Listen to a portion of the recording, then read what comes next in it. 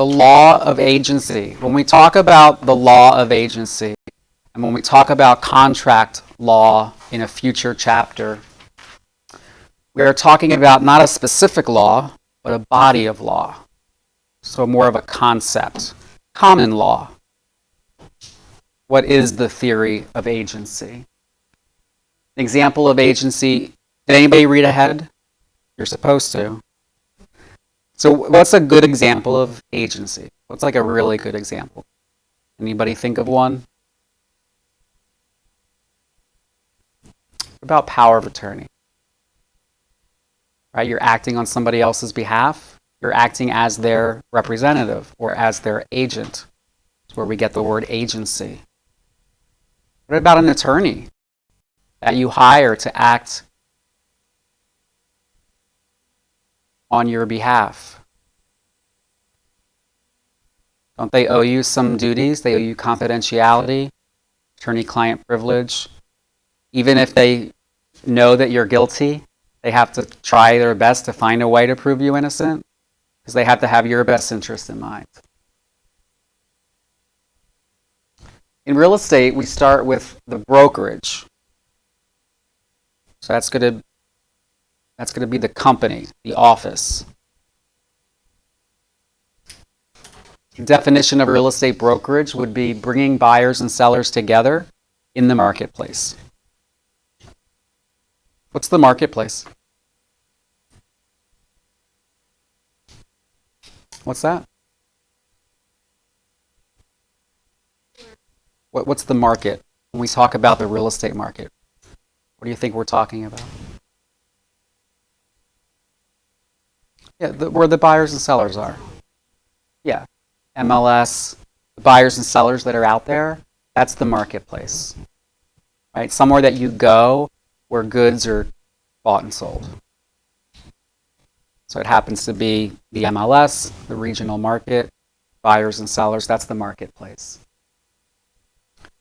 A broker is a person licensed to assist others in real estate transactions and receive compensation. And a salesperson works under the supervision of a broker. So all of you, myself included, even though I'm a broker salesperson, we all have to choose an office and hang our license there. We can only work for them. Because we're working under the broker, the relationship, when we take a listing, somebody hires us to list their home, the relationship is between the client and the brokerage, technically. Even though we sign our name on the listing agreement, that's technically how the relationship flows, and then we're working under the broker.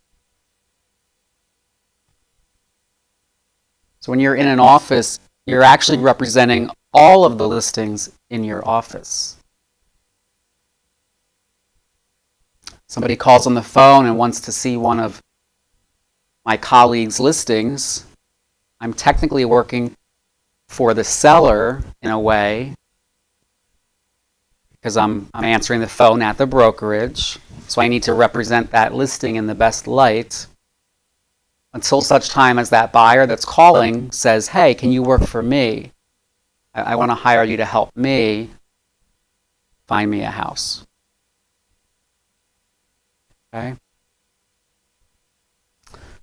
The principal, the client, that's the same thing. It's the same word. So the client is the principal.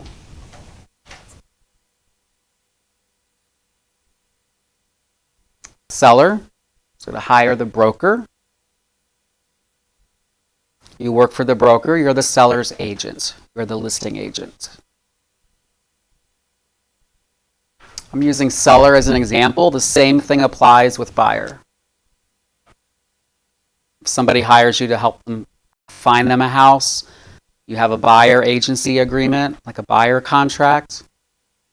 They're technically hiring your company, but you're the person named as the salesperson. They're hiring you to do a job, perform a task. And that task is find me a buyer for my house. So technically, the moment you find that buyer, you get an offer, you negotiate all the terms, and everyone's in agreement, your job's kind of done of that initial task. That's when you earn your commission. We customarily get paid at settlement, but technically speaking, you earn your commission when you find a ready, willing, and able buyer. That's important if it gets to the point of a lawsuit, maybe halfway through the closing process, the seller backs out, you could sue for your full commission because you did what you were hired to do, and they agreed to pay you if you did that. Okay?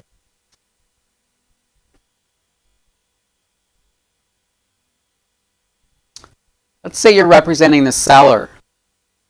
The buyer is not your client. They're what we call the customer. There's still somebody coming to you to buy something that you have on offer. Kind of like if you go into a retail store, you're the customer. The only thing you owe to that customer is honesty and fair dealings. Those two things. They're not your client. You don't owe them certain things, which we're going to go over. You don't owe them loyalty or confidentiality, but you do owe them honesty and fair dealings. So we can't be unscrupulous. We can't try to mislead them or misrepresent something in the hopes that they make an offer on the house. We have to be totally upfront and transparent so they have all the knowledge that they need to make an educated decision, and then we hope that they do make an offer on the house.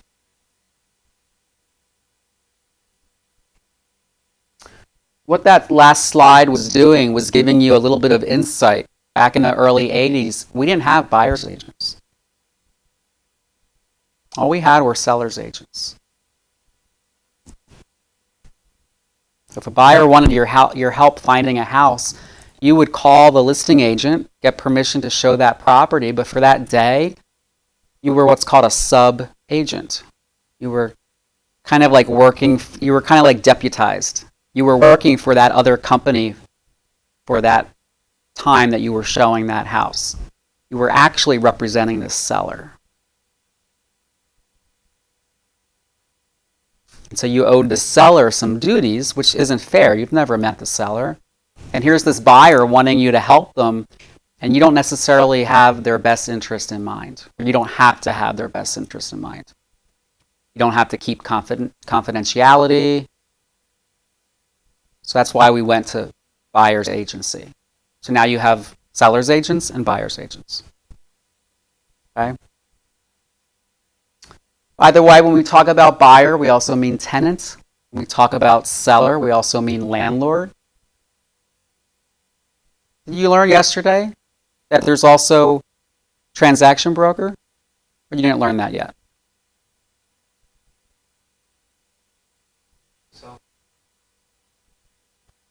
Yeah, so for whatever reason, maybe a neighbor already found a buyer, has a friend that wants to buy it, but they need you to do kind of the paperwork and the process, because from contract to close is a lengthy process with a lot of tasks.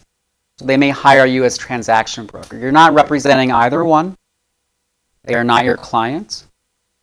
You don't owe them any duties except honesty and fair dealings. You're really just the middleman. If one person tells you something confidential, you might go tell the other one. You're really just the paper pusher, middleman, that's it. You're probably going to charge less of a commission for that service. They could also hire an attorney to do that service.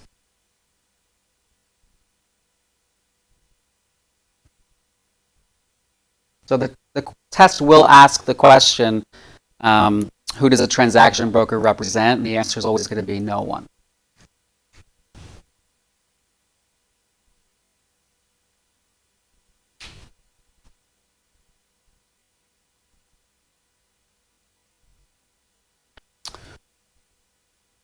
So how can agency be created? Kind of like if you hire an attorney, just going and having that initial consultation doesn't create agency. You actually have to sign a document. You're officially hiring them.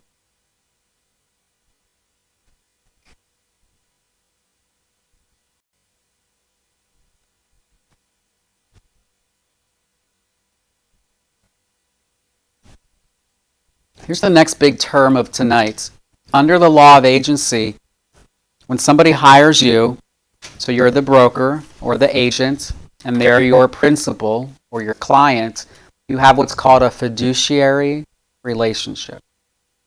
Fiduciary responsibility. It's also a noun. You are the fiduciary. So you as the agent are a fiduciary to your clients.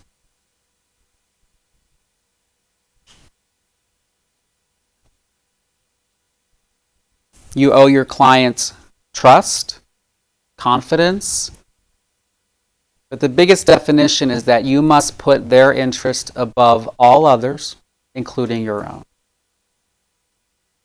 If they say, I want you to sell this house, you need to do your best job possible. You need to make sure you're staying current on negotiation tactics and marketing ideas so that you can competently market their home because they've hired you to do something. Put your shingle out that you have this, that you are a realtor, that you have this knowledge, this experience, so you have to make sure you really can perform.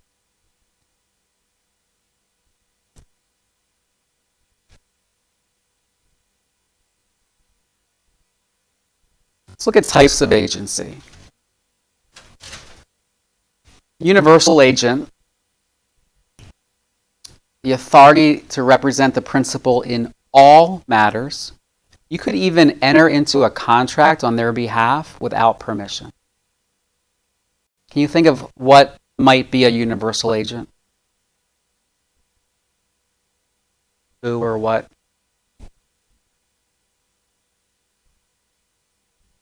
What do you think gives you the right to act on somebody else's behalf in all matters?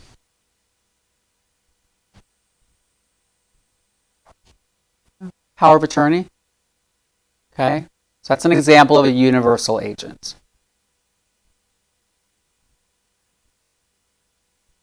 Keep in the back of your head that if one of your clients is using power of attorney for something, it needs to specifically say that it includes the purchase or sale of real estate.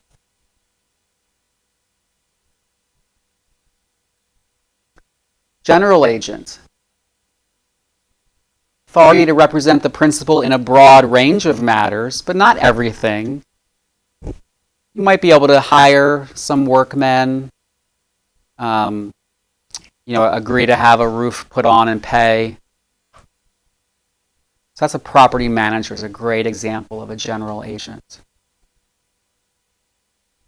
But probably couldn't sell the house without the client's permission.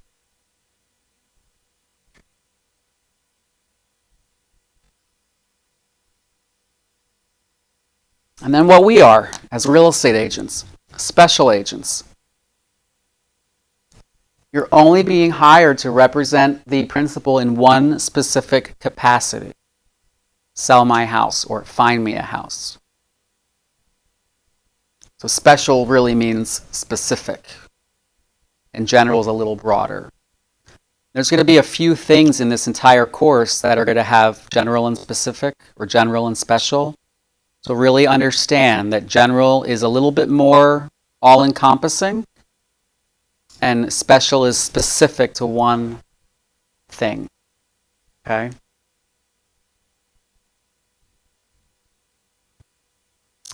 Power of attorney we talked about. So these are the fiduciary duties. Very important. These are the fiduciary duties that you owe a client that hires you. This is how we teach you to remember them. Cold. Counting, care. We used to call that reasonable care. Obedience. Loyalty. And make a note that loyalty includes confidentiality. We used to have another C, confidentiality. and then disclosure. Look at each one in depth. It's a little out of order, but care. Kind of what I just talked about. You're being hired to do something because you've hung out your shingle as an expert. So you have to make sure you're competent. So let's say you're a brand new agent, first week on the job. Somebody calls you to list a factory. Can you legally take that listing? Who says yes? Because you're licensed, right? And can't you sell anywhere in Jersey? Who says no? A couple of you? It's no. You're not competent yet. Now, rather than just give that lead away and only get 25%, why don't you find a commercial agent that has success at selling factories in your company and convince them to let you do it with them and share it 50-50. Not only do you make more than you would than a straight referral, but now you're learning too. Okay? What if you, first week on the job, and you get a call to list a property in Essex County and you've never been to Essex County? Can you take that listing?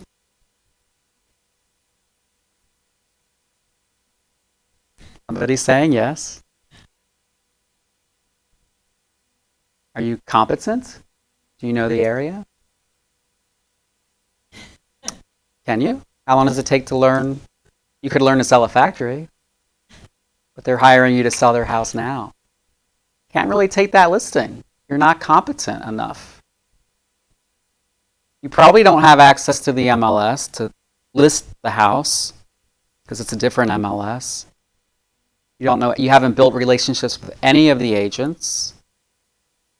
You don't know any of the rules and regs of the local municipality or county when it comes to open house signs or anything. You know nothing about the schools, the neighborhoods. Not to mention with a listing, if the key gets locked out and you need to run over and let an agent in because they have a hot buyer in from out of town, this is the only night they can see it, it's an hour and a half, 2-hour drive. You can't do that. You wouldn't be able to do that seller justice. It would be a disservice. Okay? Let's talk locally, or let's talk buyer. If it was a buyer in Essex County, and maybe you have been there a few times, or maybe you have a family member that lives there and you do know a little bit about the area, that might be different. It's a little easier to do with a buyer and kind of teach yourself. And locally, certainly, your first listing, if it's your normal residential or your first buyer, you're going to naturally be a little more knowledgeable of this area. And we do a few county area. So you don't have to know that town in depth, but you know the general area. And your manager will help you be successful. Reasonable care. You must serve your principal with informed knowledge. You must use the skills that you learned in this course and in your future training. You have to exercise a reasonable degree of diligence. You have to make sure you're being careful, diligent.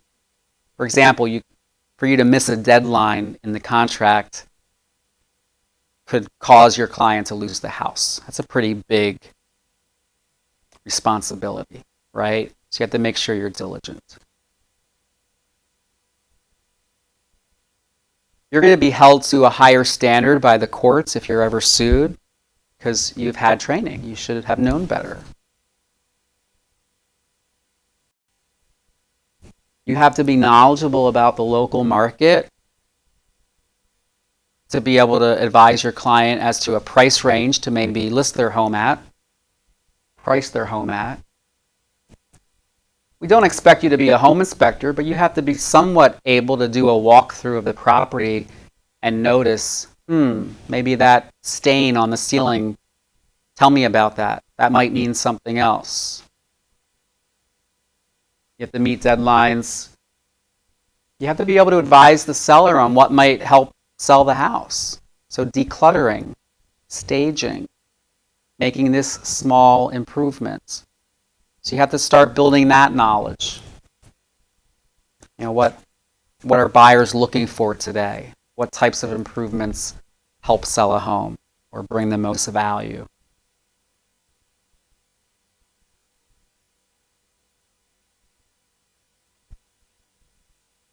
How do you make sure you don't breach your duty of care? A reasonably prudent agent will be properly informed about a property's condition and value. So you're going to have your folder of the comps, the comparable properties that you've researched. You're going to have that there so you can explain why you arrived at the value that you're asking. And you're going to have a copy of a form that we call the seller's disclosure. So you're going to know things like the age of the roof, the age of the heater. You're going to know if there are any things that are maybe going wrong that the new buyer has to deal with. So you can talk about that. If you get offers, you're going to present them within 24 hours.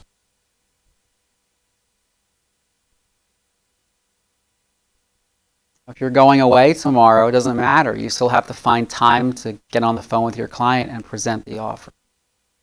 There are certain things that are deadlines.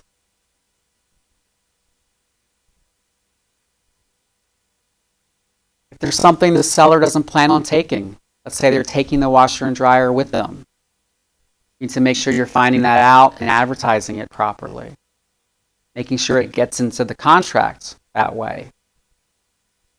So that if you never mention it in the contract, buyers show up for their final walkthrough and there's no washer and dryer, you're probably going to have to pay for that out of your commission.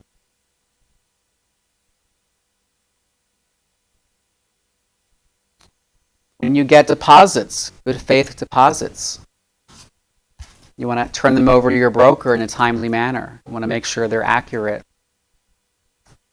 You want to make sure when you're getting things signed that you're getting the signatures of everybody that needs to be on there.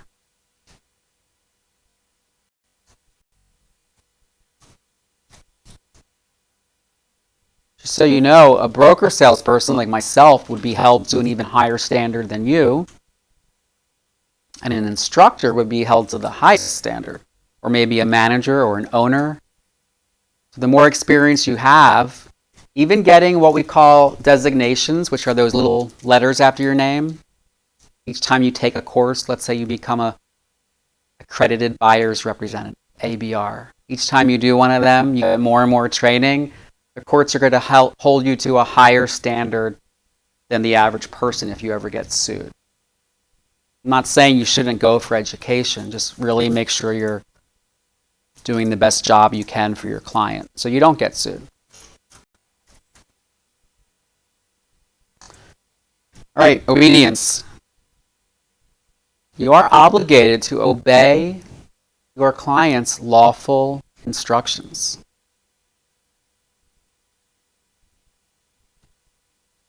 You're obviously not obligated to follow something that is unethical or discriminatory or keeping quiet about physical defect in the house.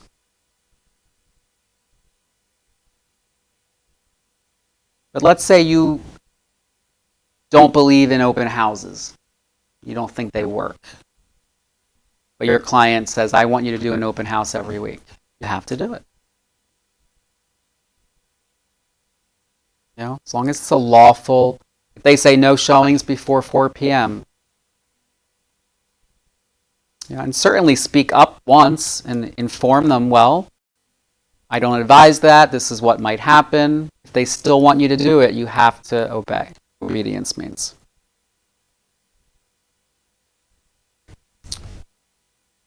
Two of the biggest things you can't obey, you obviously can't obey if they plan on discriminating. If they say, I'm letting you know now, I'm not going to sell my house to a member of this protected class, so don't even bring me any offers that are from that protected class. you have a bigger problem if that client is doing that. You pretty much have to walk away from the listing. Or you conceal a hidden defect. If there's a leak and they want you to cover it up, you can't participate in that cover-up.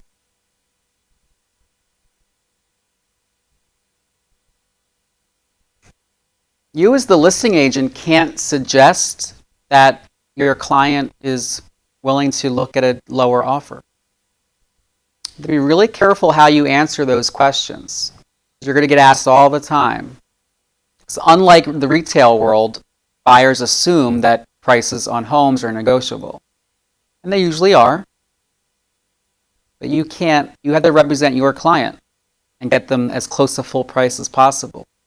So you can't let any of your cards show. You're going to get asked all the time by clients and by other agents, well, is there any room? Is there any wiggle room? Is there any room for negotiating? What number do you think would get the deal done? What number do you think your client will accept? Are they open to offers? Will they accept a lower offer? And you really have to answer it as full price. There's a reason we're asking blank. That's what they want to get.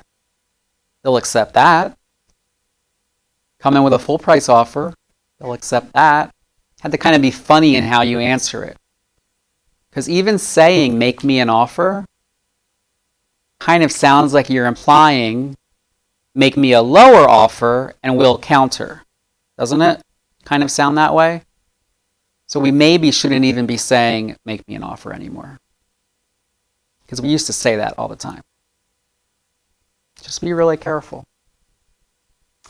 By the way, realtors do have what we call diarrhea of the mouth.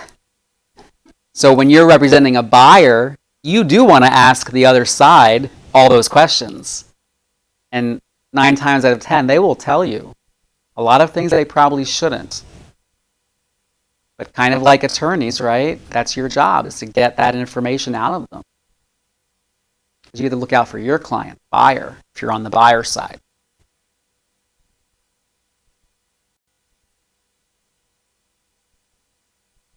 Even putting in the MLS, motivated seller.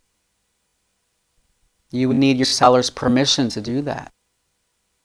That implies that they're a little desperate and they might take less money than full price.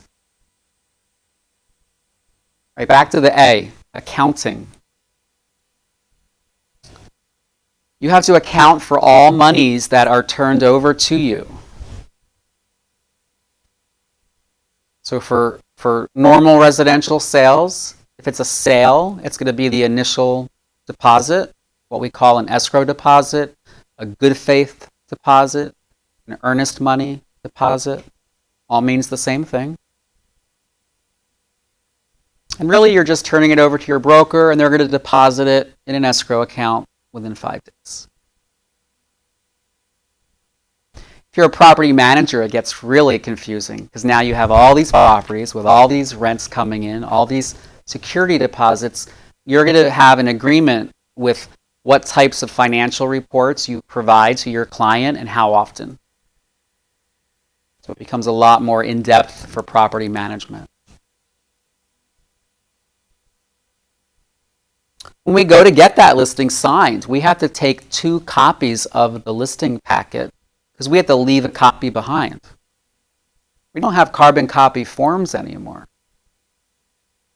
They're on the computer, so you can type everything up and print. But then you have to make a copy. The exception is if you're having it signed electronically. But usually for listings, we might be doing that in person. Contracts are usually signed electronically now. And so then you wouldn't have to give a copy because they would get one automatically.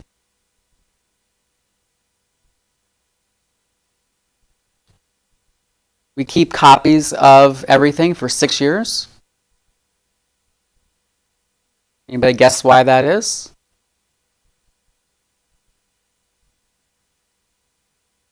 Very good. Statute of limitations is 6 years.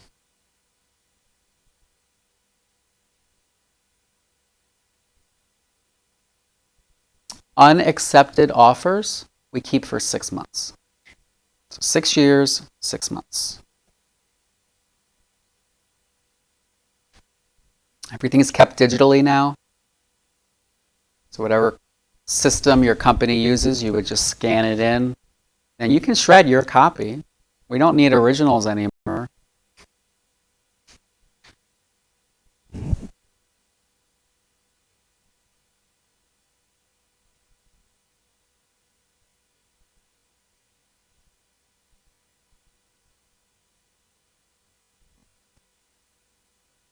Here's an example of how you could breach this duty.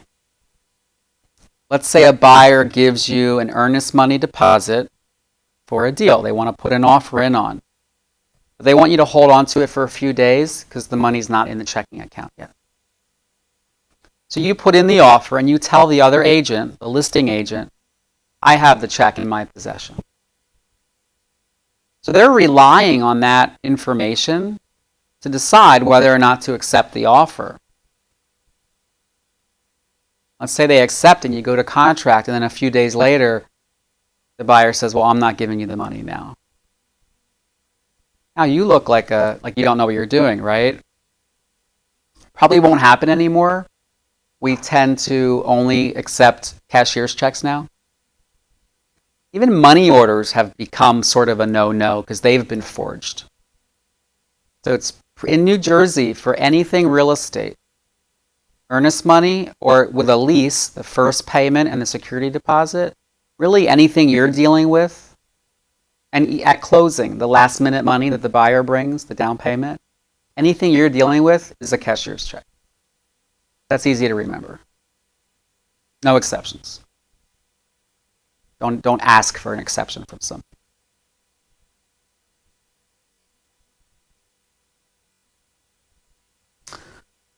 Loyalty, probably the biggest of the fiduciary duties. Pretty much the definition of agency and fiduciary duty as a realtor. You must place your client's interest above all others, including your own. So Jared wants to buy the same house his client does because he wants to flip it. He can't. They want that house. He can't go to the listing agent and say, oh, I'll give you more. He can't. He still has to do everything he can to get them that house at the best price. If they don't get it, then he can try to bid for it.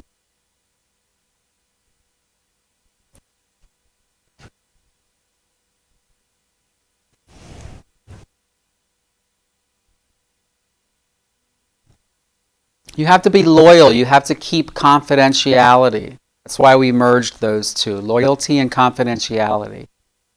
You can't let the other side know how high your buyer will go or how low your seller will take. You have to keep that confidential. It's like gambling, right? Or playing chess or poker. You really do have to keep that, to guard that information with your life.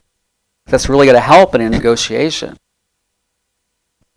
By the way, there is a course, the letters after your name, to become a real estate negotiation expert. That's a really cool one because that helps you every day.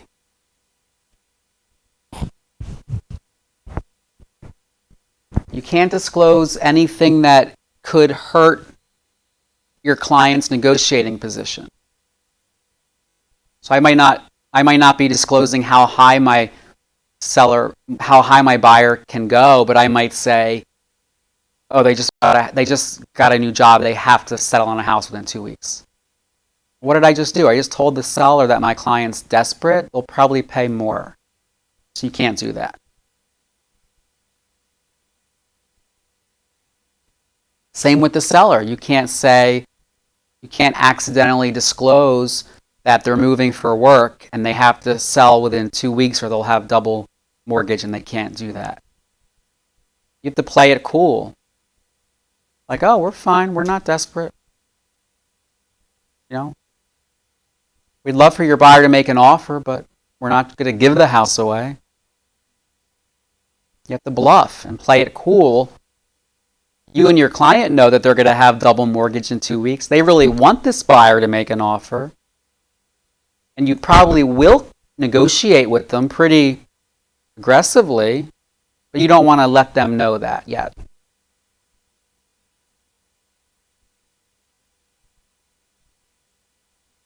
So we call that not only financial, but motivation. Not just a person's finances, but their motivation. Why are they moving?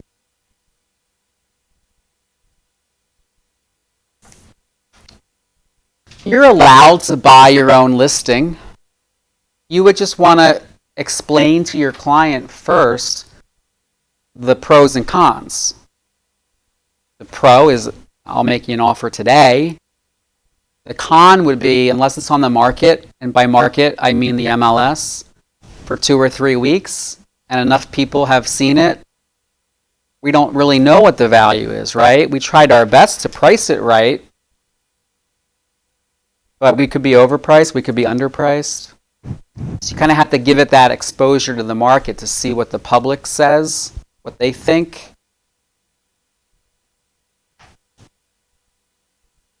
You also have to say to them, if you want to buy it at a discount, you'll say, listen, I'll give you 180, but I have to tell you, if we were to put it on the MLS, I'd probably recommend you list it at 200, because that's what these other homes have sold for. If they still want to sell it to you, that's fine. Of course, you would check with your manager. I'm sure you would get some sort of waiver signed. Same thing with selling your own home. You're allowed to sell your own home.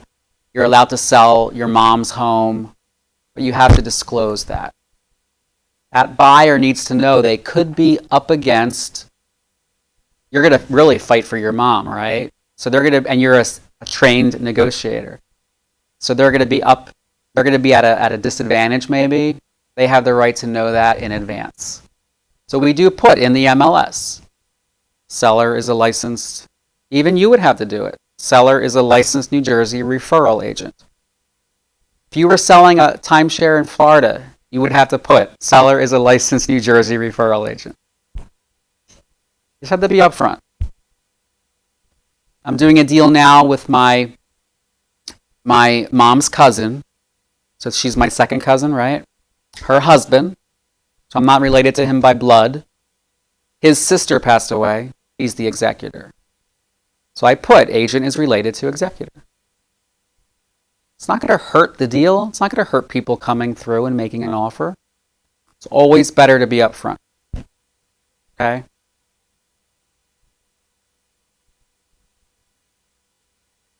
That disclosure is going to go in the MLS. It's going to go in the contract. It's going to go everywhere.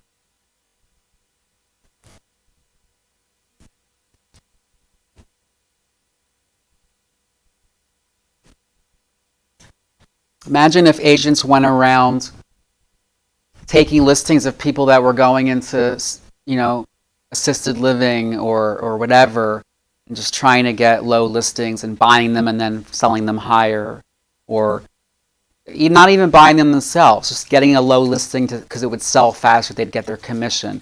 We can't profit from the misfortunes of others.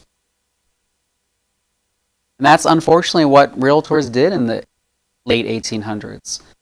That's why we have a board of realtors and a code of ethics.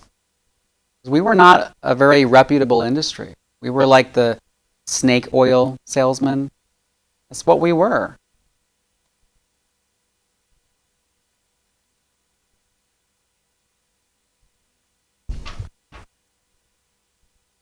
Making your listing hard to see by agents from another company because you want to try to find the buyer yourself and get paid double. That's not in your client's best interest. Right? What's in your client's best interest is having as many people see it as possible. That agent's buyer might have been the right buyer for this house and you let them walk away.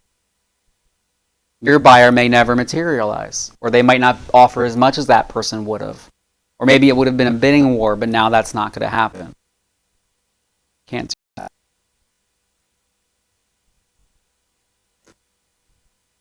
All right, last one, disclosure.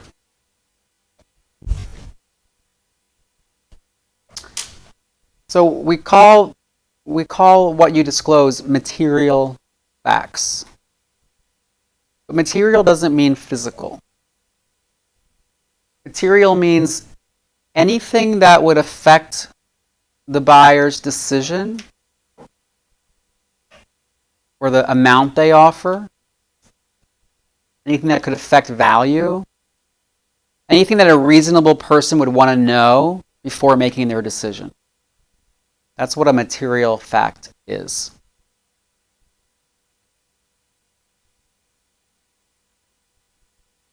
It's not just the things you think of, like a leak, right? It's other things. With a seller, you have to tell them what the property is worth. You have to be honest with them.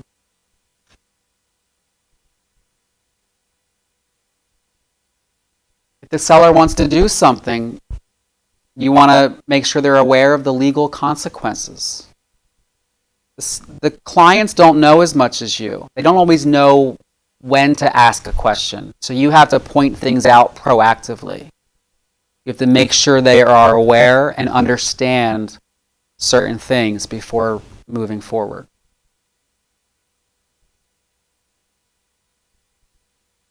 Buyer's agent, you have to advise your client if their offer is too low. You have to advise them of the value by giving them comps. You don't want to let them overpay. You want to make sure you're asking the other agent, are there any offers? Your buyer needs that information to make his offer. He might offer more so he gets the house. If there are no other offers, he might offer a little less and try to get a better deal.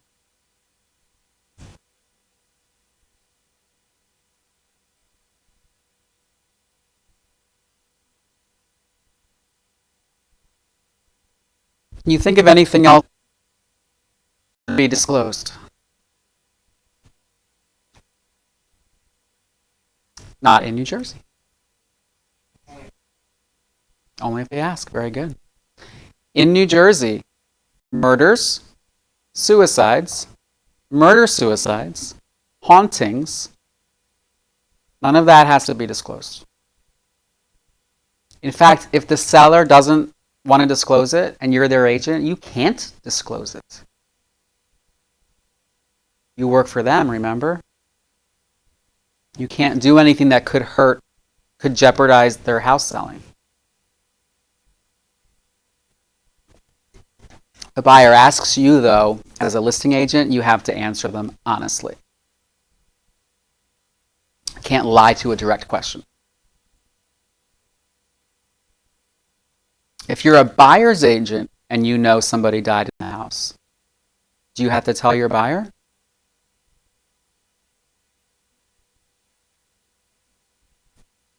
No? You work for the buyer now. If you work for the buyer, you have to tell them. Because they would want to know, right? So now the roles are reversed.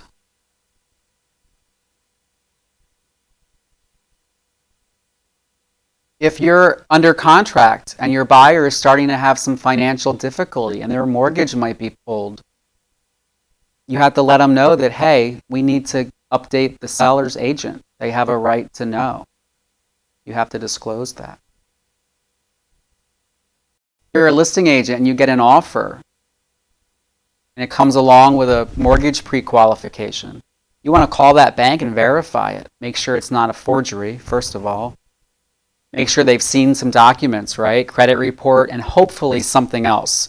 Either pay stubs, W-2s, tax returns, bank statements. So you can tell your seller, here's an offer. I did speak with the mortgage rep.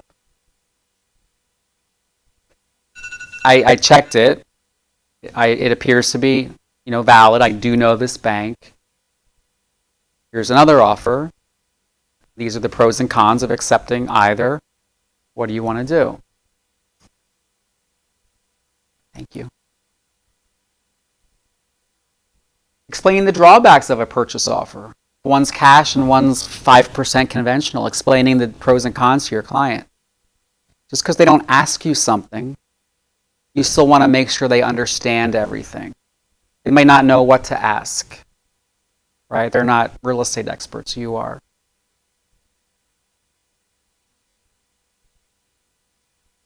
You're the seller's agent, and you find out that the buyer can go higher. You have to tell your client. You have to run and tell them. Because they would want to know. They're probably not going to counter as much because they know the buyer will come up.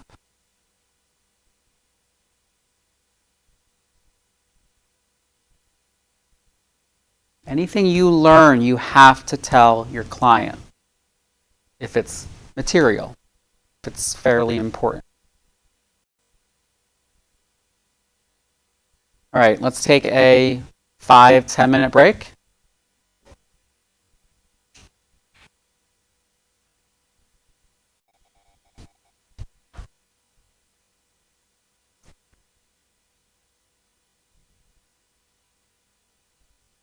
So this just talks about the duty of fair dealing and honesty to the other side. Even though you're representing your client, you still always owe the other side honesty and fair dealings.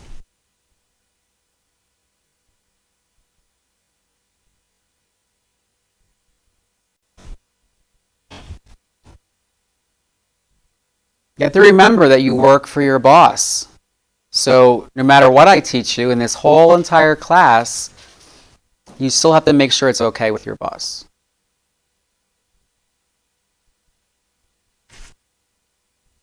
So if your boss says we're not equipped, we're not set up to do property management, you can't do it. If your boss says I want this extra form signed in every file to protect us, you have to get it signed.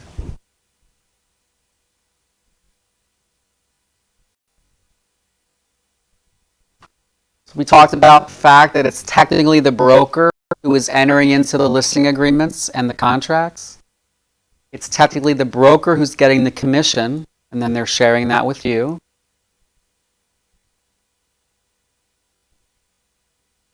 You technically don't have any authority on your own, although you are authorized to sign documents on your broker's behalf. We all do. Biggest thing here, you must be paid by your broker and only your broker. You can never accept payment by anyone else. So when you become a referral agent, when that check comes in, it's going to go to your broker. He's going to give it to you.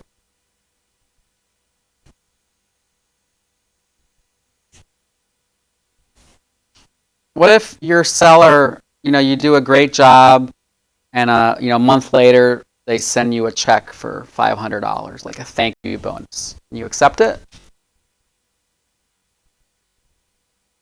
Yes and no. Can't accept that check, but you could ask them, hey, thank you, very generous. Really not necessary. If you really do still want to, get it, I need to ask you to rewrite it, or maybe you can sign it over to your boss. He deposits it, and then he gives it to you. Okay? By the way, you've heard the phrase commission split. So you're going to join a company, and maybe you're on a 50-50 split with your boss. So whatever commission comes in, you share it 50-50 with your boss. Well, that bonus, some managers will say, you know what, bonuses I'll just give to you and not put it through the split. That's a nice little perk, and ask for that. Doesn't hurt to ask.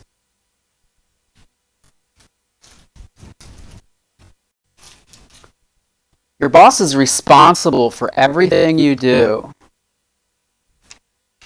This is more for the bosses to be scared of, but just remember that you're putting their license on the line as well. They could get in trouble, they could get fined.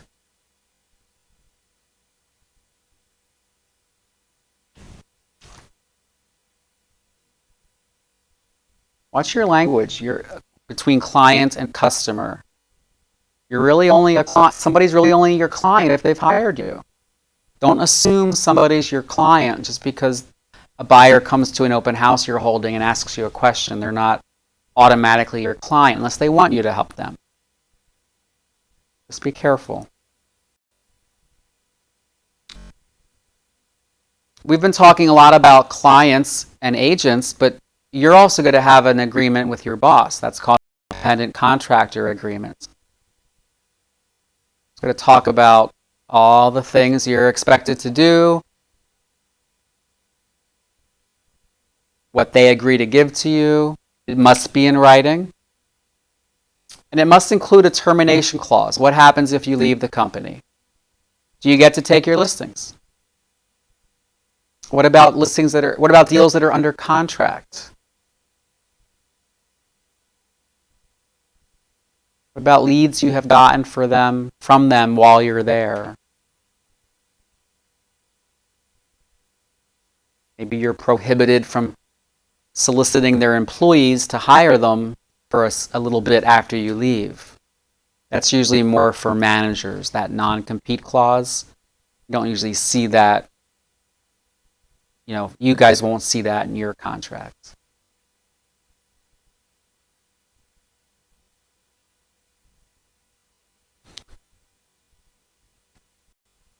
What's your name again? Yeah. Denise is an employee right now. She works for Rose as an employee. She gets paid a salary or hourly. And so as such, like we're all used to in corporate America, Rose can say, these are the hours I want you in here. This is the dress code. This is how to answer the phone. Rose may have to withhold taxes.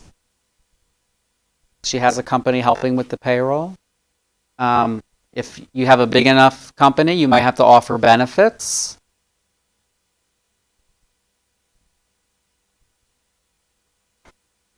But when you're an agent, you're going to be an independent contractor. You're going to pay your own taxes. It's not going to be taken out of your commission.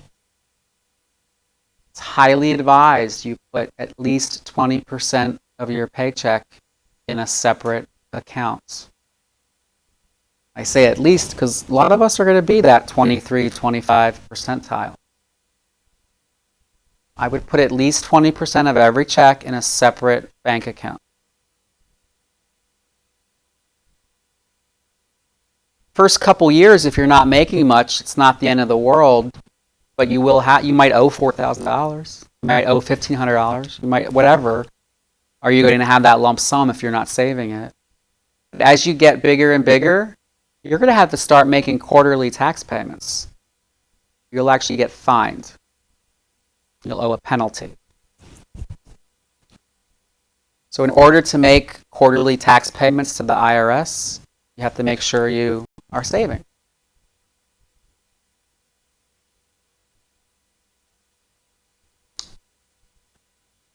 Not only aren't you going to get benefits, they actually can't give you benefits. They can't do anything that could cross that line, blur those lines of employee, independent contractor. If your brokerage were to start offering you benefits and health care and requiring you work 9 to 5, the IRS is going to say, nope, we don't believe you. We're going to consider them employees. You need to start withholding their taxes.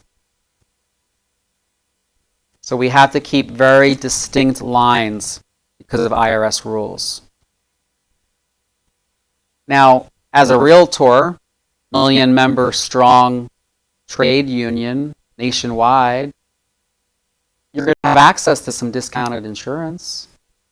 Your company, your franchise, might have access on a national level to some discounted insurance, but it's not like it's a local group plan or something like that.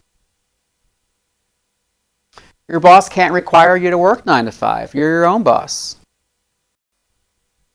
They can't make you attend office meetings. Once in a while, they'll say it's a mandatory meeting. That's probably okay, a few times a year. They have something important to convey to you. Because remember, they're on the hook. Their license is on the hook for everything you do.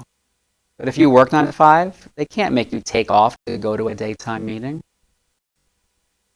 They can't pay you a salary because, again, it would blur those lines. When it comes to dress code, they could maybe say, if you're going to be in the office at the front desk answering phones, no jeans, be presentable. But they can't say I can't run in sweats. I would never.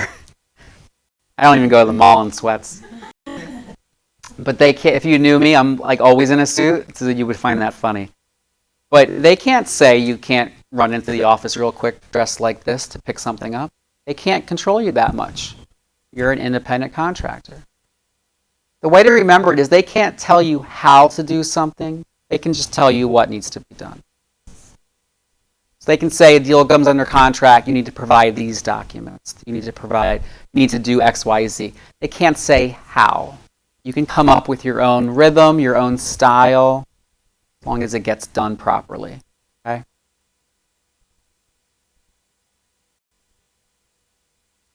As long as you are licensed, paid on a commission, and we have that written independent contractor agreement, your boss won't get in trouble. I don't think you need to know that for the test.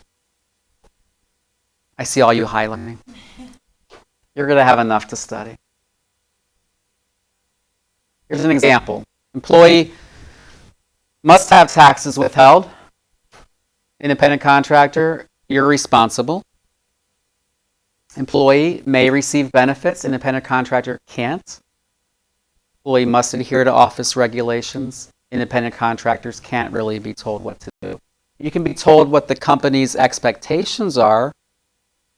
We expect you to answer the phone professionally. We expect you to, carry yourself professionally when you're interacting with other agents or with a client. That's about it.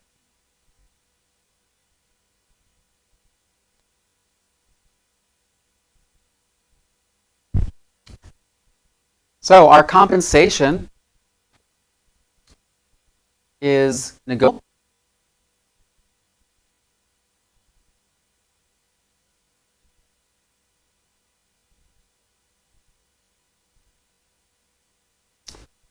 And nobody ever said it had to be a percentage.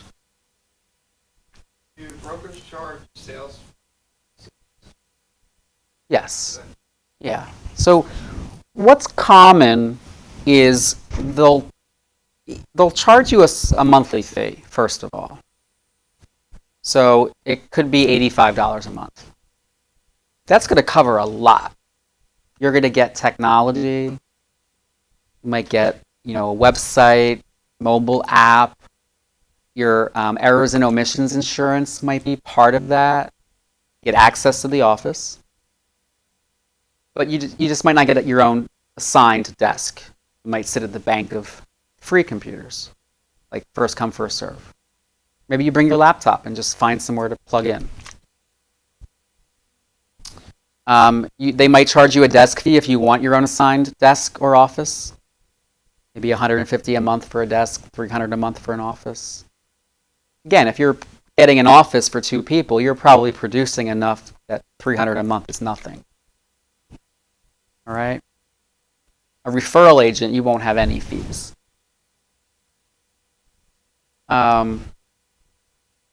Every company is different. A small mom and pop shop, and what I mean by a mom and pop shop would be like, Bud Realtors in Deptford, Woodbury, right? One location, founded by Mr. Bud back in the day, probably. So they might not charge a monthly fee at all, but you might be at a 50-50 split when you start. That's how they're getting their money. Other companies might give you 70 to start, 70%. So your boss only keeps 30%, you get 70%, but you might have a couple more fees. It's really up to you. I started at a mom and pop, and I loved it. I didn't have to worry about that monthly fee in the beginning. Errors and omissions insurance is a big fee, and every company does it different. I know one company it's in your monthly fee. You're really not worrying about it. I know another company where every 6 months they charge you $300. So So you're paying $60 a year. So what's that, $50 a month? And I think I still had a monthly fee at that company. So at the mom and pop shop, Bud Realtors, it's probably unlimited copies, color copies, whatever you need. You know, but other companies, you might get a couple hundred free a month, and after that, you have to pay. You have to kind of think about, do you like going in the office? Do you like paper still? Are you holding on to that? Or are you more digital? Are you going to work from home a lot anyway? And I have to weigh those pros and cons as you interview different offices and decide where you want to work. Okay? But nobody ever said your commission had to be a percentage. You could charge your client a flat fee.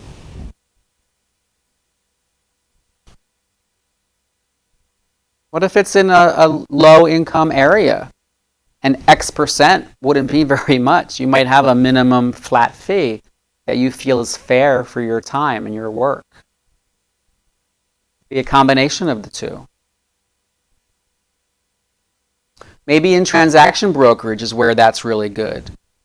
Maybe instead of charging a percent, maybe you say, you know what, neighbor, I'd be happy to do the paperwork for you and your cousin to trade houses. This is my fee, X. Kind of like an attorney. We talked about the fact that your commission is technically earned when a ready, willing, and able buyer is procured, but custom says we get paid at settlement. What do we mean by ready, willing, and able buyer? It means somebody that's able to buy on the seller's terms, or you've negotiated the terms, so that we have an agreement on terms. So price, closing date, type of financing, deposit, closing costs, what's being included, inspections. They're financially capable, so they've shown you some sort of pre-qualification, or if it's a cash deal, we call that proof of funds. They showed you their checking account. And that both sides are willing to move forward and do what it takes to close the deal.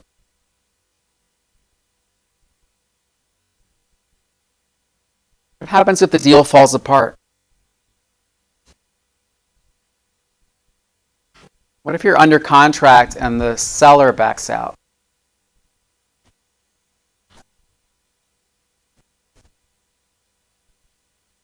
I had this happen to me recently. First time. I had the buyer. We're under contract. Seller changes their mind. They don't want to leave their house.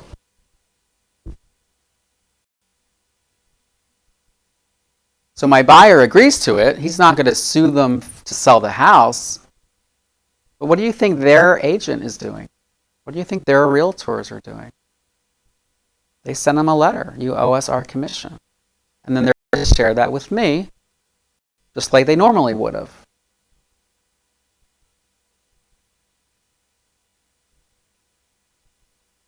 What if we get close to settlement and we do a title search to see, kind of like a credit report, to see what's out there on the house, on the seller, on the buyer, and there's some issues. Maybe there's some old mortgage that's never been written off, and we don't know if it's still active. They can't sell the house until we clear that up. Seller commits fraud. Maybe he didn't really have the right to sell.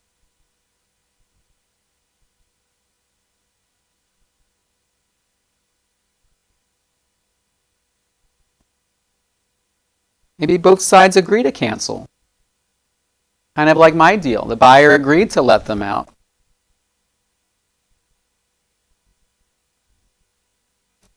One little thing, and you'll learn this in the listing agreement chapter, but if you're in a listing agreement, so not under contract yet, but the seller takes the home off the market,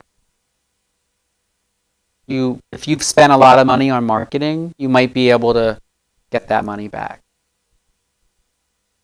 oh, and the deal where my buyer agreed to be let out of the contract, he could actually ask the seller to reimburse him for the inspections. Because he spent roughly $400 on a home inspection. It was a big house. It was more like $600 on a home inspection, $400 on an appraisal, $1,000 on a septic inspection. So he's out a couple $1,000. Okay.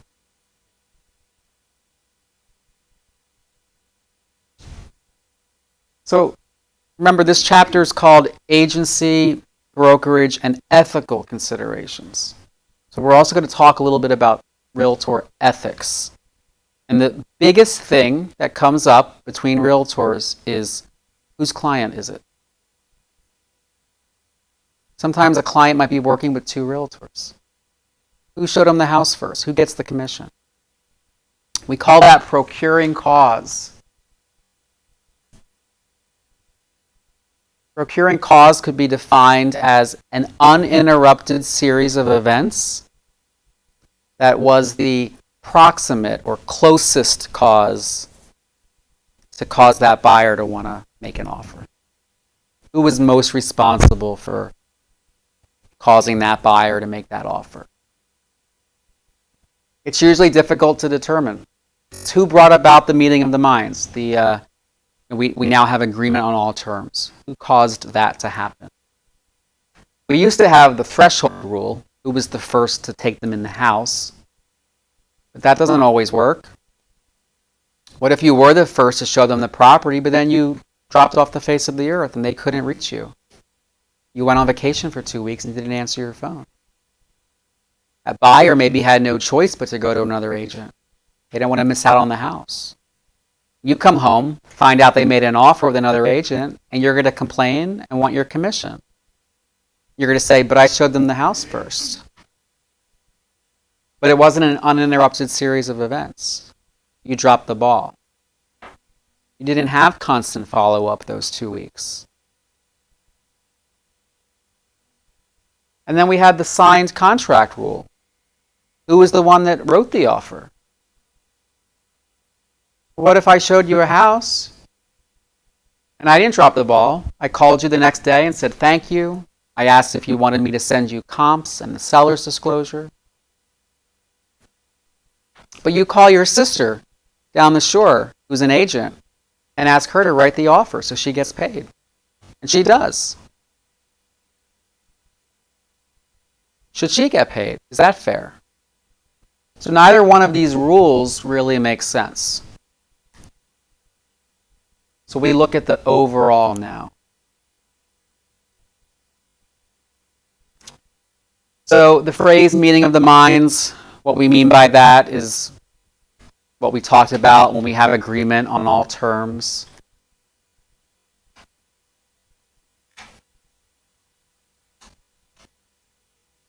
Commission sharing, you can only get paid by your broker. So for you to give some sort of fee or referral fee to anybody else, if your neighbor gives you a lead on a listing and you get the listing, you can't give your neighbor a thank you gift. It's illegal. You can't give them a referral fee. They're not an agent.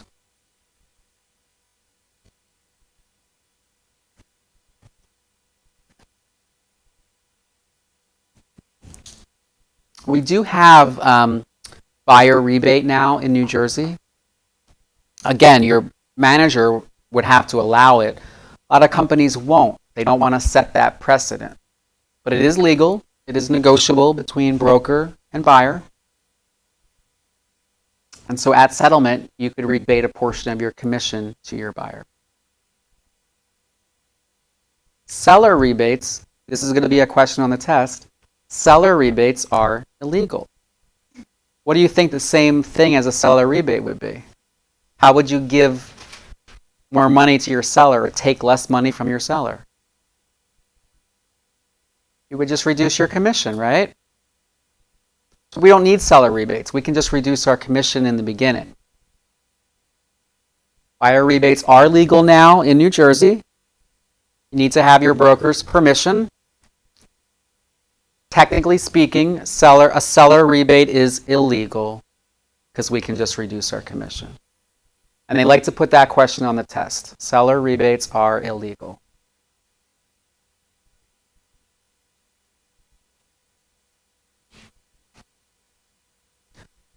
But we use this term a lot, kickback. It's a huge no-no in our industry.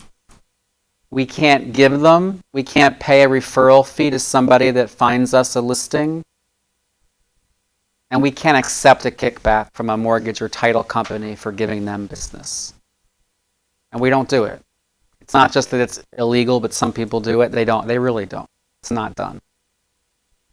It's not done in our industry.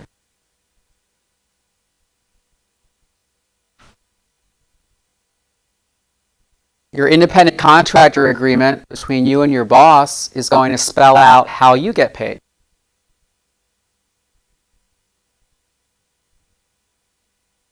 There is one company that pays its agents salary. It's called Redfin. That was their business model. I don't know the pros and cons of it. But all of you in South Jersey are probably going to work for a company that pays you a split.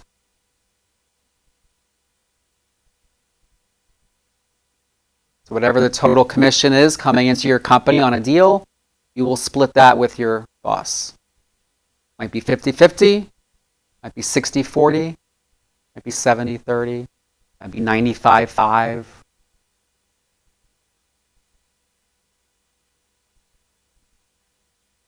A Remax is 100-0, but you might pay $1,000 a month desk fee. So you have to kind of weigh the pros and cons. When we talk about 60-40 or 70-30, that first number is your portion. So you get the higher number. In New Jersey, the broker has 10 days to pay you your commission.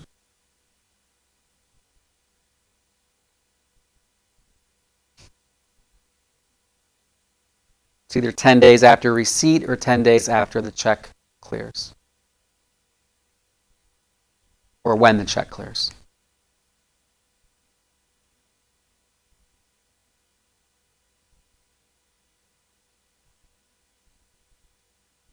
So you are always going to have a written employment agreement with your client. So if you're taking a listing, you're always going to have a written listing agreement. And we are what types of agents? Universal, general, or special? We are special. Real estate agents are special. Specific. We have the same type of agreement for buyers. We call them buyer agency agreements, buyer rep agreements, buyer contracts, whatever you want to call them. This is the one that's a little easier to not get signed, right? As we meet our clients at a house sometimes for the first showing, we take them around. We never sit down and do paperwork per se. We really try to teach you to get that signed. Your manager will teach you to have a formal buyer consultation where you bring the buyer into the office, you sit them down. You know, it's good for the buyer. You educate them on the process. They're going to feel better. It's also safer. We've had some issues in the past few years with realtor safety nationwide. It's not just women. It's not just small build men. It's women and men of all sizes and shapes and heights can get assaulted. And you don't want to risk that. Now, it's dark at 5:30 now. And if one of us had a showing with a stranger in, Gloucester City at a vacant home, how safe is that? So you want to think of yourself, your loved ones, and you want to be a little smart when it comes to that. At least text somebody where you'll be. If you don't call in 20 minutes, call the cops. There's even an app that will do that. You'll set it, and then if you don't unset it within 20 minutes, it'll text somebody your location, GPS, things like that. But having them come into the office is a great way to Make a copy of their driver's license. If they're letting you do that, it's probably okay. Okay? But a lot of times at your company, if you're answering phones to get leads, you're answering the front desk, somebody calls, wants to see a house, you might agree to show them one or two houses as a freebie, see if you like working with each other. It's a little different than listing a house, right? We can show them one or two houses to see if we like working with each other. But then you want to ask them to sign this document. And the way you explain it is without that document, what duties don't you owe to them? Accounting, confidentiality, obedience, loyalty. Mr. or Mrs. Buyer, don't you want somebody that has your best interests in mind? You? You want somebody representing you? It'd be like going into court representing yourself. Don't you sometimes want an attorney representing your side to fight with the other attorney?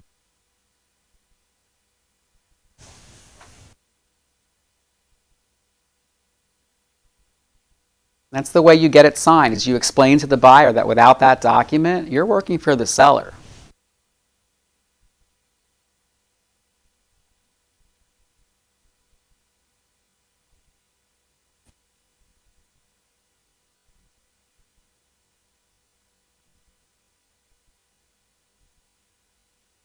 Remember, you can't take listings or buyer agreements where they plan on discriminating, doing something illegal, or hiding a material defect.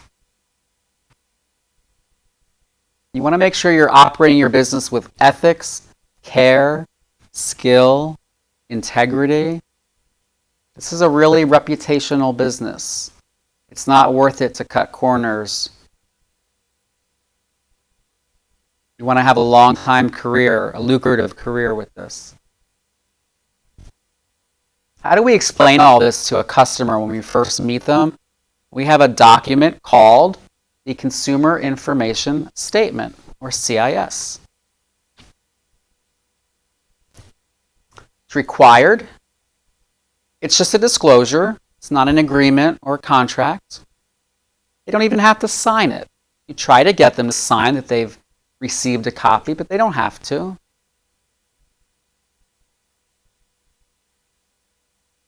And you want to give this document before what we call the first substantive discussion. The first discussion of substance. And what we really mean is before you talk finances or motivation. Remember that? Finances and motivation?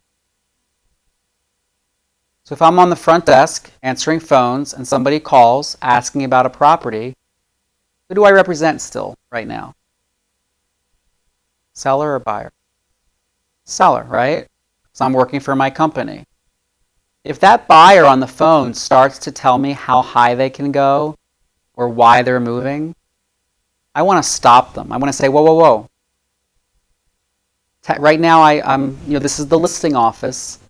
So I'm kind of working for the seller. Don't tell me anything about your personal finances or your motivation. Let's just talk about the house. And then when we meet, I'll explain to you how this all works. Okay? What this document says, it explains the differences between the 4 types of agency. Seller agency, buyer agency, dual agency, and transaction broker. This is for residential properties. This is for what you can do. 1 to 4 family residential properties and single buildable lots. We don't have this document in commercial real estate. The state thinks that a commercial buyer is a little more savvy. They might be a business person. They might have an attorney. This is really to protect the residential consumer. Short-term rentals, like a beach house, is exempt from this.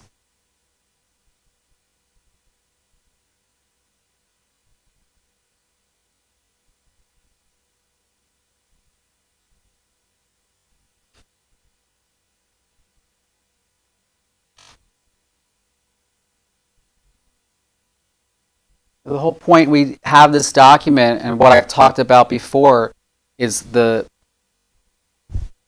public has the right to understand that they might disclose something to you inadvertently that could affect their negotiating position. So you have to make them aware that, whoa, I work for the seller. Don't tell me anything personal that you don't want me to know, because I have the right. I might have to go tell the seller.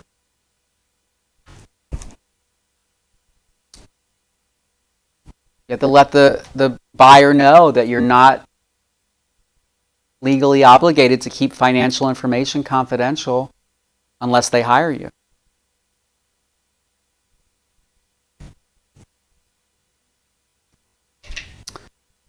The reverse is true. You're a buyer's agent showing a for sale by owner, or showing a property and the owner is home, and they start to have diarrhea of the mouth. You want to stop them and say, whoa, just to remind you, I work for the buyer. Don't tell me anything you don't want them to know. You have to make them aware of that. Why in a for sale by owner would you have to say that to the seller?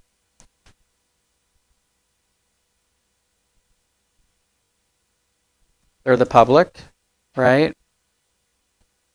You're held to a higher standard. You know better. Okay? They're your customer. They're still the other side, and they're not represented by an agent.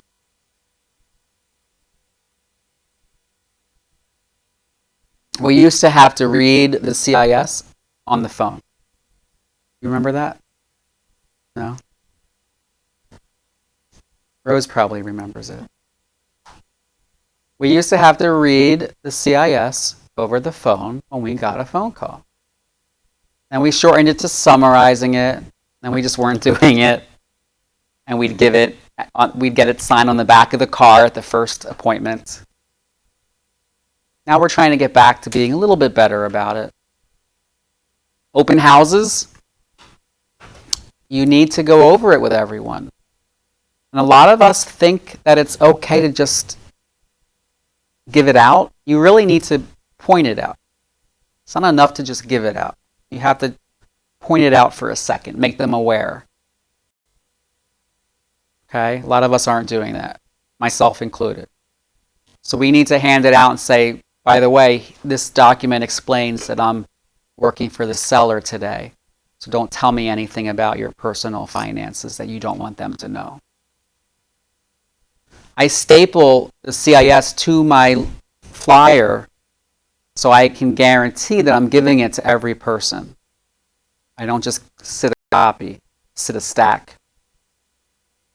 I recently heard, and I'm going to start doing this myself, I'm also going to put one in a plexiglass stand so that they're going to see it. They're going to see it, they're going to get a copy, and I'm going to point it out. Do you have a question? You do. But they have to want to hire you. So you can't underhandedly try to get information out of them about how high they can pay without them being aware that you're working for the seller. If after you say that, they start telling you their life story, that's okay. But they have the right to be made aware of the way it works. They don't. Most of the public doesn't understand how we work. A lot of times in that procuring cause case, it might even be an accident. Sometimes the clients don't understand that they think they can use two different realtors at the same office and it's okay. They don't understand sometimes.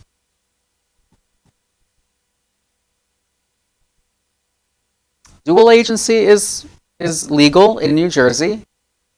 It is nice from a financial standpoint to get paid twice on one transaction. But that's not the reason we do it. We want to make sure we're doing it ethically. That's paramount. That's the most important thing.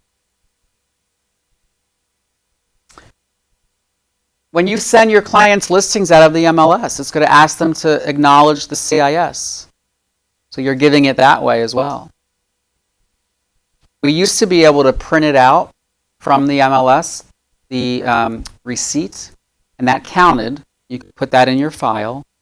We have a new MLS now, and I don't know if we can do it or how we do it. So we'd have to look into that. If you email your clients listings and they accept the CIS, that's legal. Just want to get a way to print that out somehow.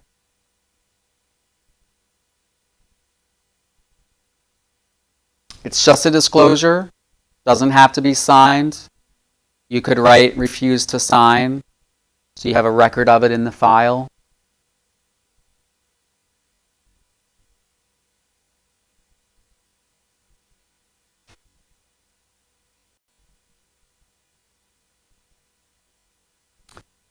In the listing agreement, there's going to be a lot of other things that are included.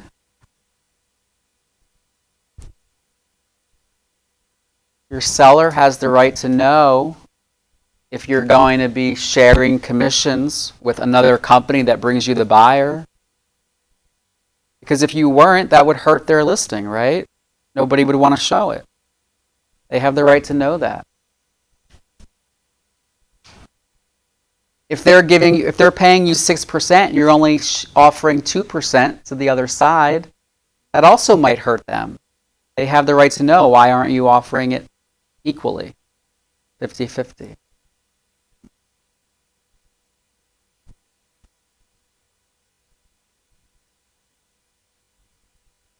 So how does agency get terminated?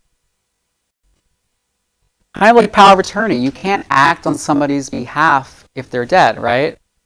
The moment somebody dies, power of attorney goes away. And what would kick in would be the will and whoever the executor is, right? So same thing with this. The second somebody dies, the agency relationship goes away. Now, keep in mind, a brokerage is usually a company, so they're not going to die. It's if the client dies. What if the property catches on fire and is substantially destroyed? Well, you can no longer do what you were hired to do. The listing agreement goes away. All listing agreements are going to have an expiration date.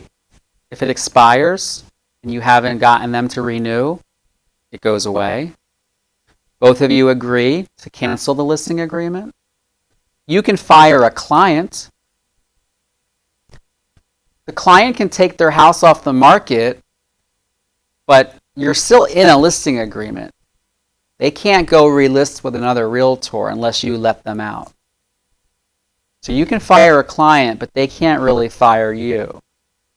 They can take their home off the market. You can't make them sell. They can change their mind.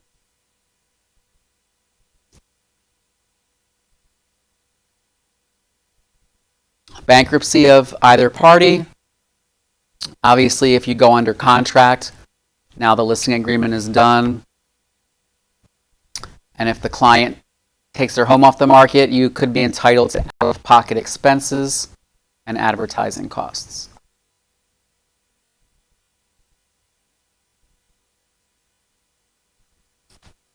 We did talk about the fact that buyer agency agreement is the reverse of a listing agreement. By the way, even though it's customary for the seller to pay your commission, you can get paid by your buyer. If your fee is blank and the seller's only offering blank, a little less, you could get paid the difference by your buyer. A lot of us don't bother charging our buyers for that, but you could. If it's a for sale by owner and they're not offering a commission, your buyer would have to pay your fee. The only rule around this, so you can get paid by both parties in a transaction as long as it's transparent and everybody knows. The only rule about this is if you're a dual agent, you can't.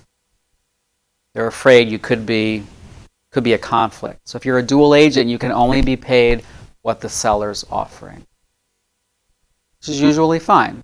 But you can't get paid a bonus by the buyer.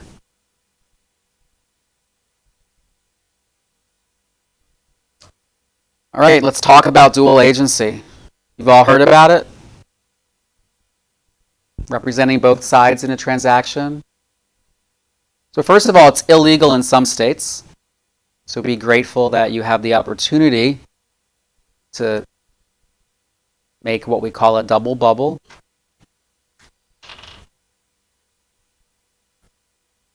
That said, some people don't agree with it. It is extremely hard to do, right?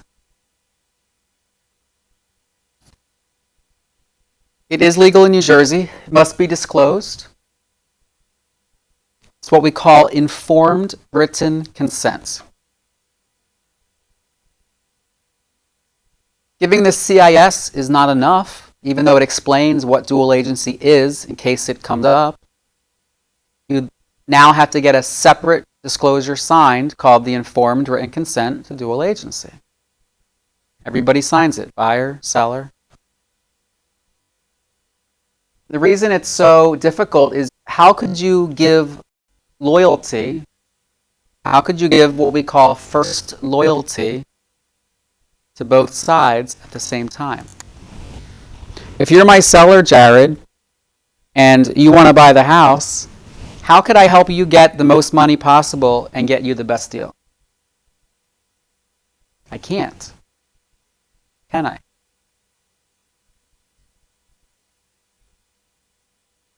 I've already been working with both of you, so I know how low you'll go. I know how high you'll go, and I can't tell the other. I can't advise you what to take. I can't advise you what to offer. So of the cold, this is the one that you lose, the loyalty and confidentiality. So the buyer and seller, if they agree to do it, that's fine.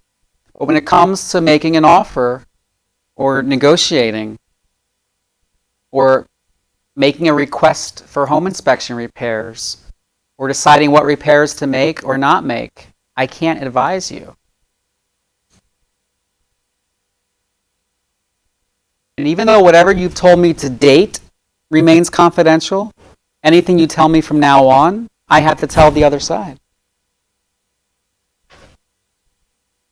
So you lose getting advice and you lose that confidentiality from your agent. You still have the other stuff. I'll still give you an accounting of everything. I'll obey your lawful instructions. I'll disclose material facts. And I'll treat you with competence and care, reasonable care. But you lose loyalty.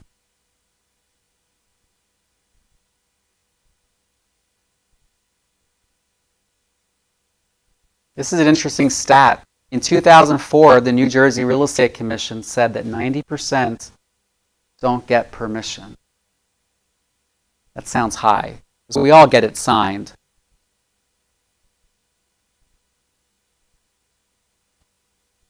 Let's talk about accidental agency or inadvertent dual agency. You can't assume that your buyer is your client unless they've hired you under a written agency document. So the way a lot of us get tripped up is we're at an open house and somebody comes in and wants to see the house. And they don't have an agent, and I take them through the house. What do I do all day long as a realtor? I show homes to buyers. So when I'm walking through that house with that person, what do I start to do? Identify with them as they're my client. And what's even worse, what do they start to think? That I have their best interest in mind. But because it's an open house, I'm working for the seller. It's my listing, right? Or my company's listing. It's not just that I'm showing them a house without a buyer agency agreement. I'm showing them my listing without a buyer agency agreement. So you have to be careful not to assume, and we all do it, it's natural, to not treat them like a client when they're really not. Because if they tell you something and you don't tell your seller, you've now breached your fiduciary duty to your seller. So we have to do a better job at open houses of being aware that our primary mission that day is to sell this house.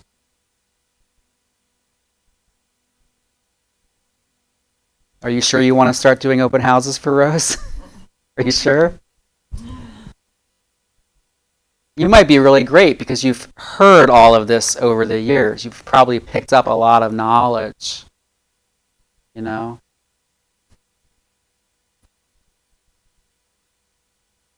Even when you're talking to other agents, if you have somebody that you just met that you're thinking about beginning to work together and you call another agent and ask a question, you're like, oh, well, my client wants to know. They're not your client. They're a prospective clients.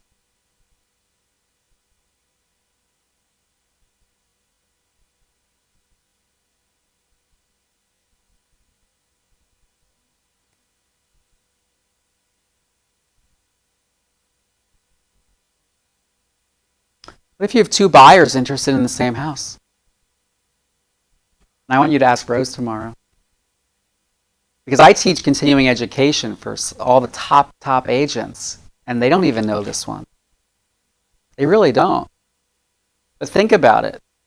If I'm working with you, and I'm working with you, and we're seeing stuff, and this house fits both of you, and we see it at different times, and you both now want to make an offer.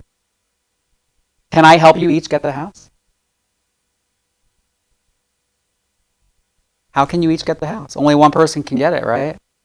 How can I fight for each of you to get it? Putting two offers in on your behalf to the listing agent. Which one do I fight for more to help get it? I can't. It's interesting, right? Two buyers interested in the same home, that's dual agency. Dual agency never said buyer and seller, it said two clients.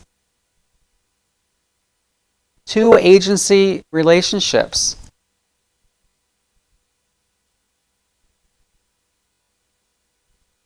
Doesn't happen a lot. A lot of what we talked about doesn't happen a lot, but you need to know it.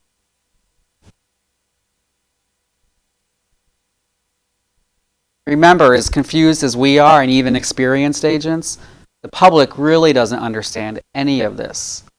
And it's our job to protect them, okay? Probably one of the biggest, this is saying you can't wear two hats. You can't obey two masters at the same time. Probably one of the biggest things in our industry in New Jersey to remember is that you have to have informed written consent for dual agency.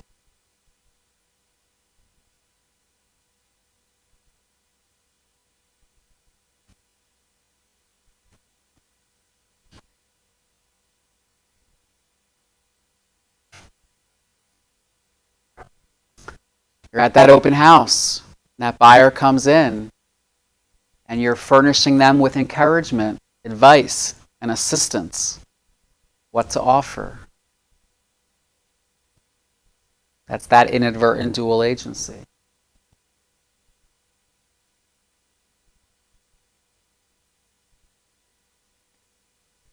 Imagine if something happens and this deal gets into a lawsuit. That's really going to make it hairy, right? So you want to make sure you've practiced that dual agency as technical as possible.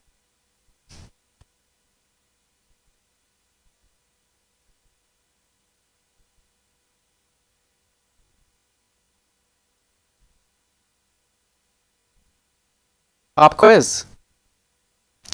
All copies of contracts for sale and listing agreements must be kept for 6 years. Why? Statute of limitations. What is only kept for 6 months? What kind of offers? Unaccepted offers. Very good. What if it's a buyer you've been working with, but you don't have a buyer agency agreement signed, you never put in an offer, and then they decide not to sell? That would just be what I call a dead file or dead deal. You don't have to keep it necessarily. You probably would. Not so much for the law, but what if they come back out of the woodwork and want to buy? So I have a filing cabinet in my home. But remember, most of this, when we talk about keeping it, your broker has to keep it, not you. So you have to make sure it's uploaded into the cloud, whatever your company uses.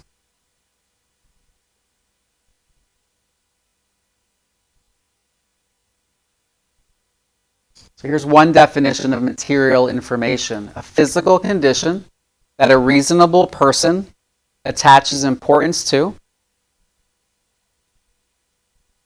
or info that you as the agent suspect that a buyer would want to know before proceeding, that a buyer would consider important. But I'm going to argue that it's not just a physical condition. It's any item of importance that could affect value, could affect what the buyer might offer. So it's not just a physical condition.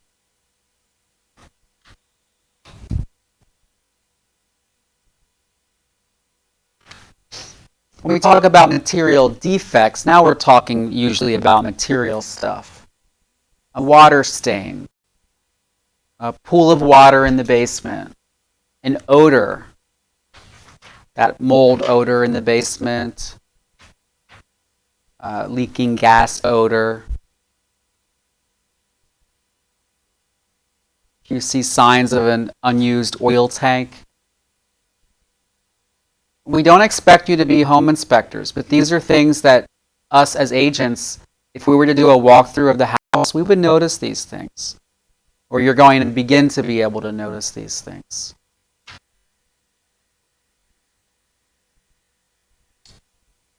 What does the word latent mean? What's your basic definition of latent?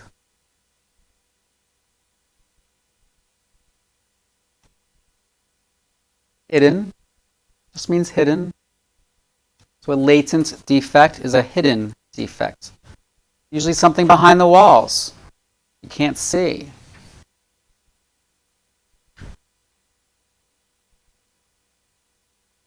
The sellers are responsible for notifying you if they know of any. But you obviously can't possibly be expected to be able to see through walls.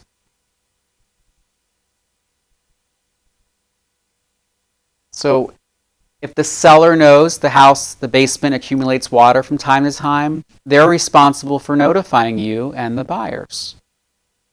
But if it's not flooded the day you're there, you have no way of knowing that. Now that's something I ask every client because I think they tend to fib on that one. So every listing appointment I ask, and I try to play it off a little bit. Like, hey, I know we have old basements in our area. Mine is too. Do you ever get a little bit of water when it rains? And I let them answer. You're going to get a document signed called the seller's disclosure. The catch-22 is that it's not required in New Jersey. But they still have to disclose. So what would they do? Verbally disclose everything? Makes no sense. I, as an agent, would never take a listing without one. And I'll tell you why before we move on in case the slides don't go over it. But in laws, there are sometimes things called safe harbors.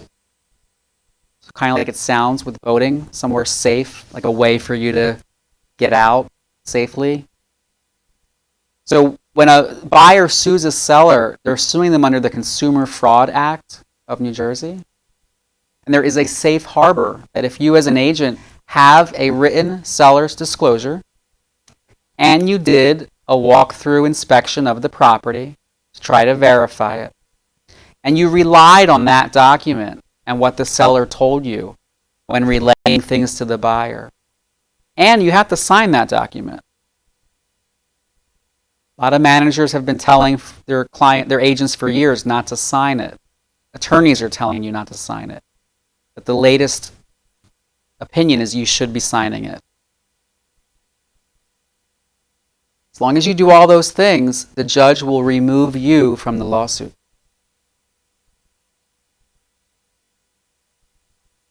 So now who would ever take a listing without one? Nobody, right?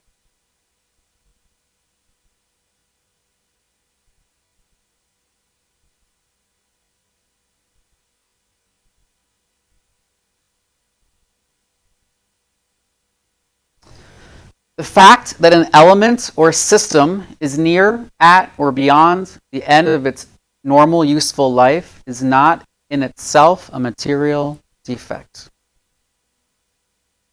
So hot water heaters tend to last 11 years. Or a better example, I see this one a lot. Central air units tend to last 14 years, and this one's 22 years. Does that mean the buyer gets to ask the seller to replace it? No. It's working.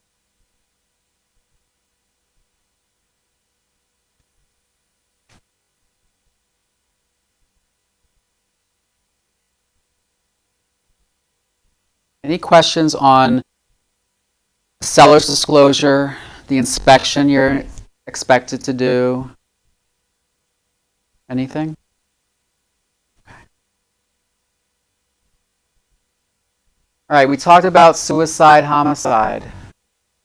What if you as a seller or seller's agent knows that the dog next door barks from 11 p.m. till 4 a.m. nonstop? Do you have to disclose?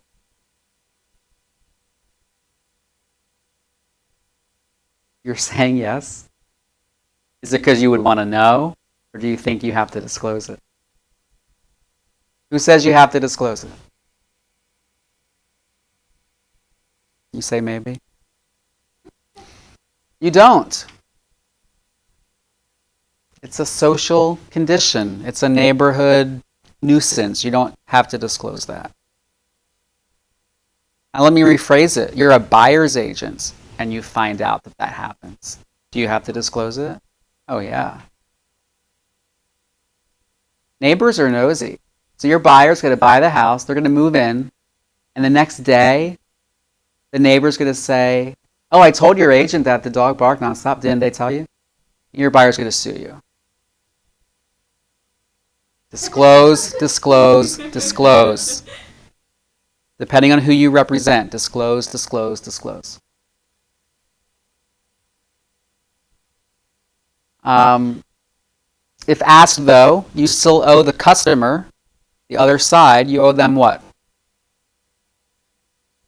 No. Honesty and fair dealings. So if asked, you have to answer them honestly.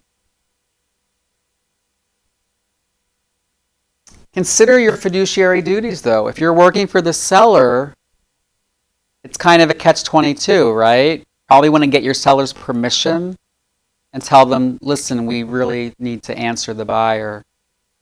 Do I have your permission to tell them about the murder-suicide?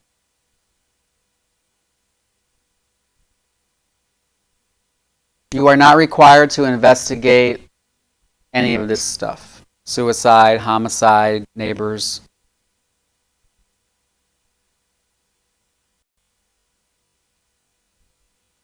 Wait, it's not just murder-suicide. Some cultures, Vietnamese specifically, they will ask you, has somebody died in the house? Even natural death.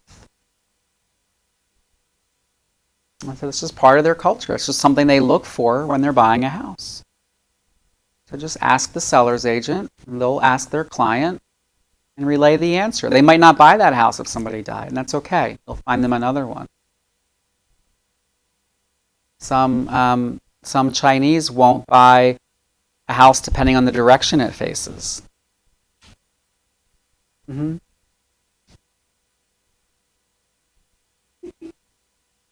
fact, we have fields in our MLS now for the orientation of the home. And I do take the second to look it up on Google Maps and put in the answer. Because I don't know if somebody's searching for that. I want my listing to come up in the search.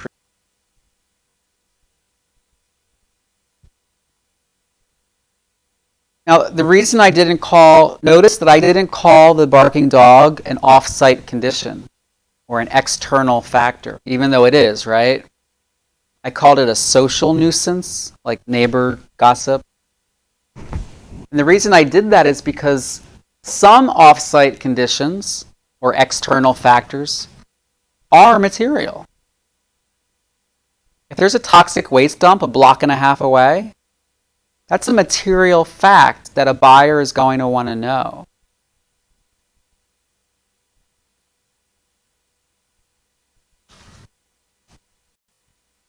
Seller's agent has to disclose those things.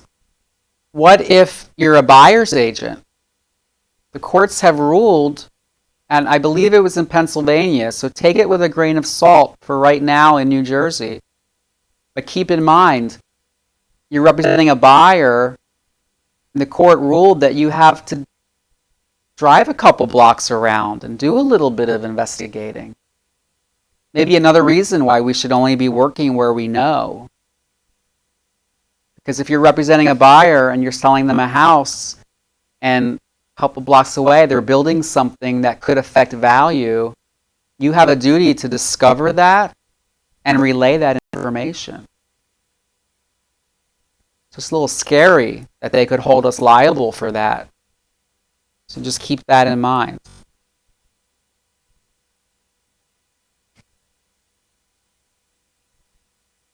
With regards to the off-site conditions, specifically toxic waste dumps, if it's new construction, the buyer has a 5-day right of rescission.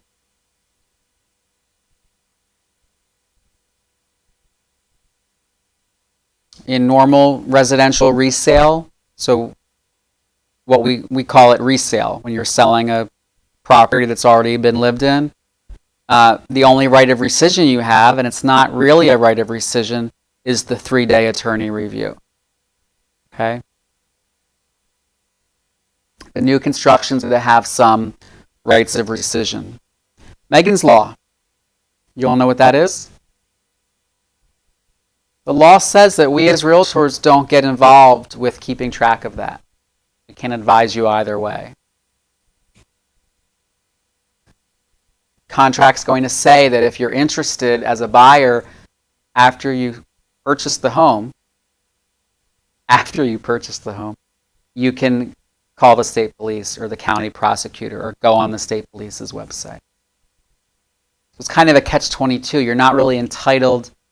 The law says that you notify the community when you register.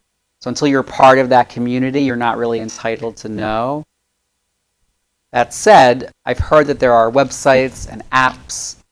That's what you tell your buyers. They're welcome to research it if that's important to them.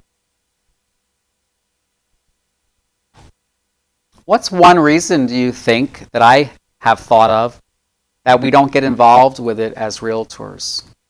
What if there was a listing and a sex offender lived nearby? And all of us realtors got involved with advising our clients. What might happen to that listing? Never sell. Is that fair to the seller? No. So we just don't get involved. I also tell my clients, or I'm telling you, that take this with a grain of salt. Just because somebody's on the list, it could be a 17-year-old that was dating a 16-year-old in high school, and then he graduated, and the girl's father got mad and filed a charge, and now he has to register for life. But he's maybe not what we think of when we think of a predator. So that's something else we have to always remember, is not to jump to conclusions. But we as realtors don't get involved. There's language on the contract. Just point it out to your client.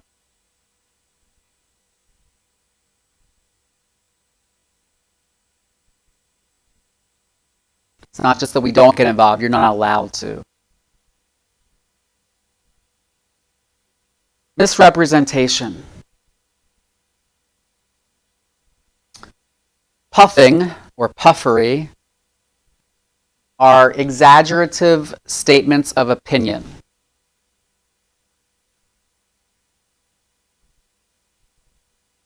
This is the best backyard in Gloucester County.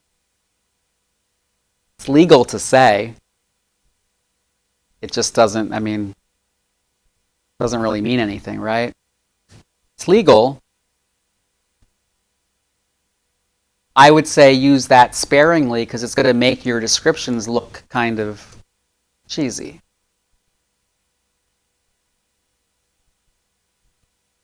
If you're quoting something that's really a fact, make sure you're right. In a lot of what we do, we use disclaimers. Somebody asked me about the zoning of a property. I might say, well, the county has it as residential, but you might want to call the municipality and just double check. The buyer asks me, does the basement leak? Well, my seller says it doesn't, but your home inspector might be able to tell you more. I just want to have a disclosure. I would never say, I am 100% convinced it does not leak. I will guarantee that. You would never say that. You must answer questions honestly, though. You can't be intending to mislead somebody or deceive them. You want somebody to make an offer after they know everything about the property. And they still want to make an offer, great. But their price is going to be determined by what they know. If you do mislead, that's fraud.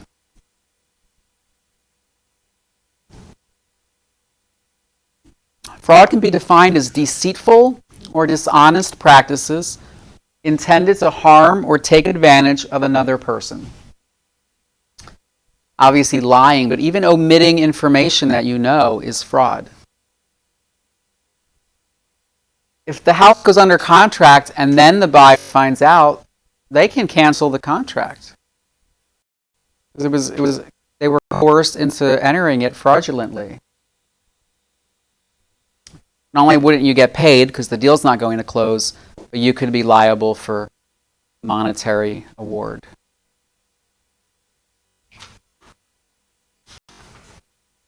Three types of misrepresentation that you need to know for the test: fraudulent, negligent, and innocent. Fraudulent's easy, right? You deliberately lie, intending to mislead. And innocent, at the bottom, makes sense too, right? You honestly didn't know any better. You truly believed the information to be true. Negligence in the middle. That's a false statement made by someone who should have known better. So if you saw a stain on the ceiling, or if you saw signs of past water on the floor, but you tell the buyer, oh yeah, totally dry basement, my seller says, that might be negligent. You should have known better to inquire about, hey, why does this look like it got water last week? Does that example make sense?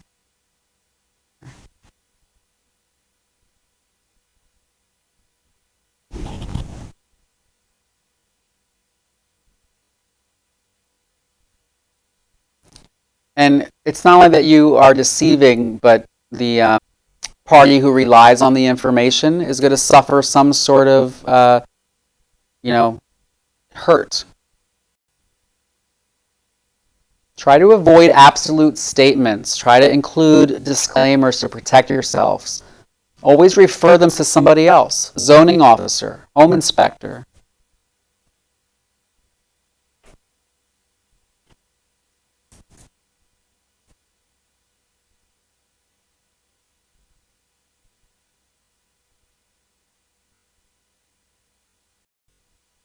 Antitrust.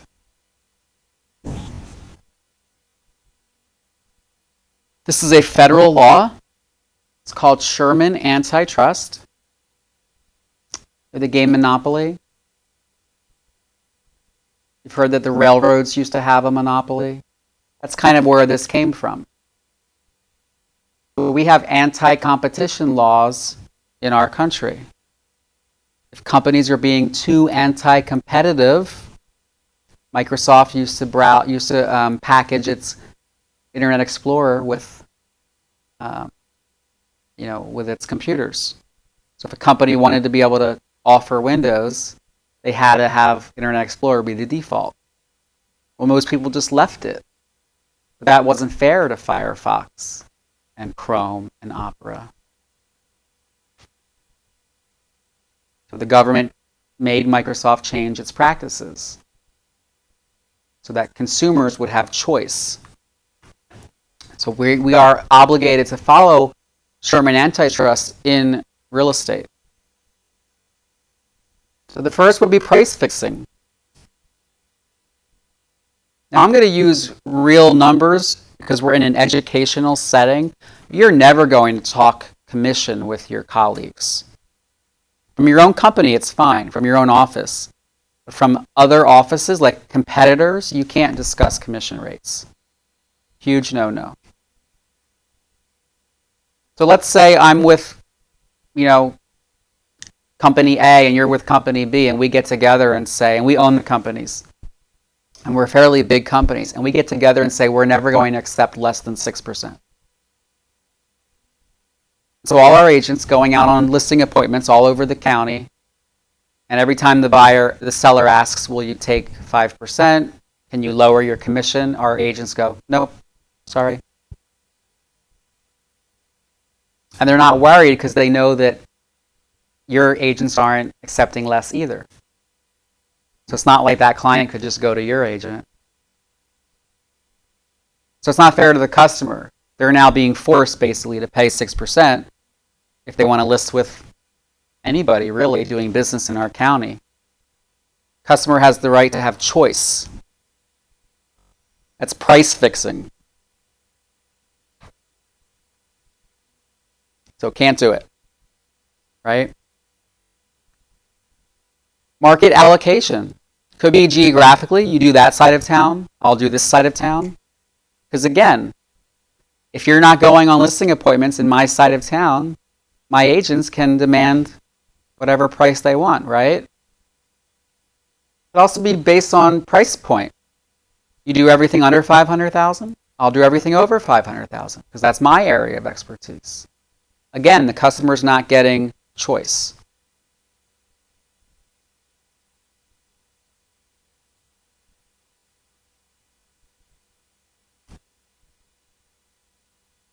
This is a federal law. Penalties are severe. It's a misdemeanor, maximum $100,000 fine and 3 years in prison. And they can also sue you in civil court because it's such an egregious act that you've committed. They can actually get triple the damages.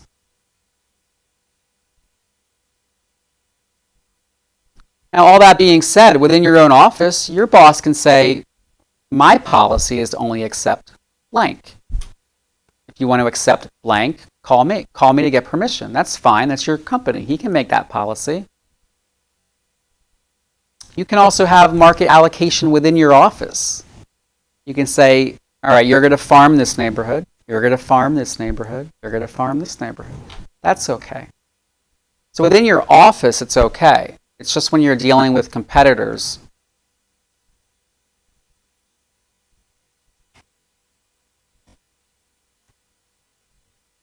So none of this is meant to scare you. It's just to remind you that even though you're acting with honesty and you have good intentions, you can still incur liability.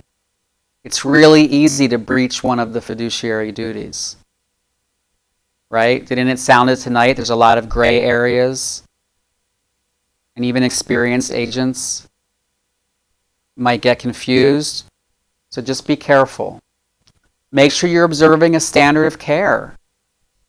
This is a big deal. Somebody's hiring you to sell something probably worth in the hundreds of thousands. It's a big responsibility. Make sure you know what you're doing or ask for help in the beginning. If you even think it could be a conflict of interest, ask your manager. When in doubt, disclose, disclose, disclose. It's never worth misrepresentation. You want the buyer to have all the facts before making an offer. If they still want to make an offer, then that's great. That's the right buyer. And the transaction's going to go to settlement, no problem.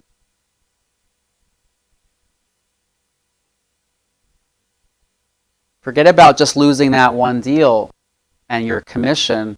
You can be sued. Depending on the law, it could be a criminal thing.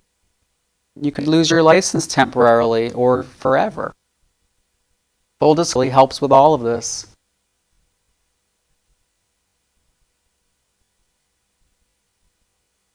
You can't act as a broker. You can't deposit escrow funds in your own accounts. You can't operate a property management company on your own. Your broker can get in trouble for not supervising you. You can't use the services of an unlicensed person. She's doing the right thing by getting licensed, but up until now, she hasn't been able to take a buyer out and let them in a house. She can't sit in open house without her colleague. So you're limited, and she can't pay her a part of the commission on every deal. It has to be more of a salary or hourly. Can't be based on like a deal going through. Because that would be paying a commission to an unlicensed person. You'll learn next Monday, but racial steering and discrimination are big offenses. We have to follow the do not call list and the do not mail list. Because we're small businesses now, right? Each and every one of us. We have to follow certain rules, like it or not. Unauthorized practice of law is a big one. We're dealing with contracts, and we're being asked questions about what might happen if this, if that. So be careful. Answer basic questions if you know them, and certainly go over each paragraph of the contract, but we can't interpret it too much. We can't draft our own legal language or clauses. We can do something basic. Buyer and seller agree. The settlement date is changed to blank. But we can't draft a whole paragraph of, a new section. Something happens, and then if this happens, you get your money back, and if not, we can't do that. That is practicing law without a license. Inducing breach of another's contract. If somebody's listed with another realtor, you can't try to convince them to get out of their listing.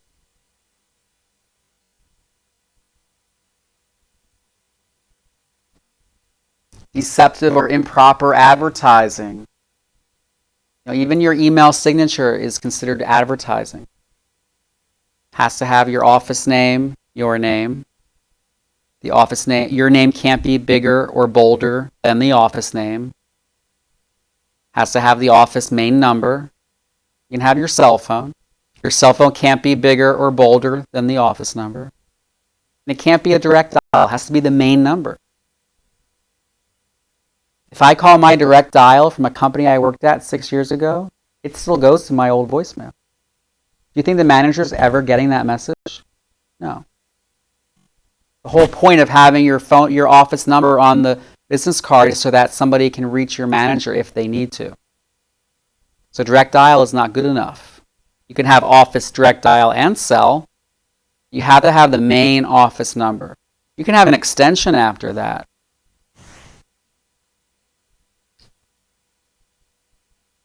Even Twitter counts as advertising. There's a little bit of an exception for something as small as the Twitter profile. It's okay if it's one click away. So type your little bio, but then have a link to your website. And on that, it's going to have your office name, the office main number, all that kind of stuff.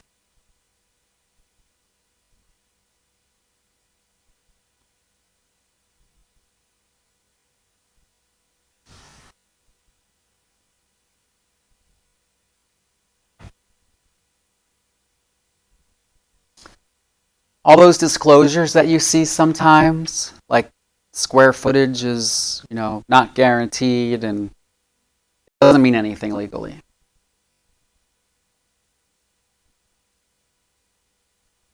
And the fact that the seller told you that that was the square footage doesn't protect you either. Remember what we talked about. You have to be relying on the seller's info in a written seller's disclosure. You have to have done your best to verify, and then you can disclose it. Then you're protected. You're going to have what's called E&O insurance. That's our version of malpractice. But it doesn't cover fraud. Might not cover a couple other little things. But that's mandatory. Your company will make sure you have it. Dual contracts would be having two contracts at different prices. One for, let's say, $200,000, and then one for $240,000, and that's the one I showed the mortgage company. And that's so the buyer can get a higher mortgage. But the sale was really $200,000. That's illegal. That's mortgage fraud. That would be huge federal crime.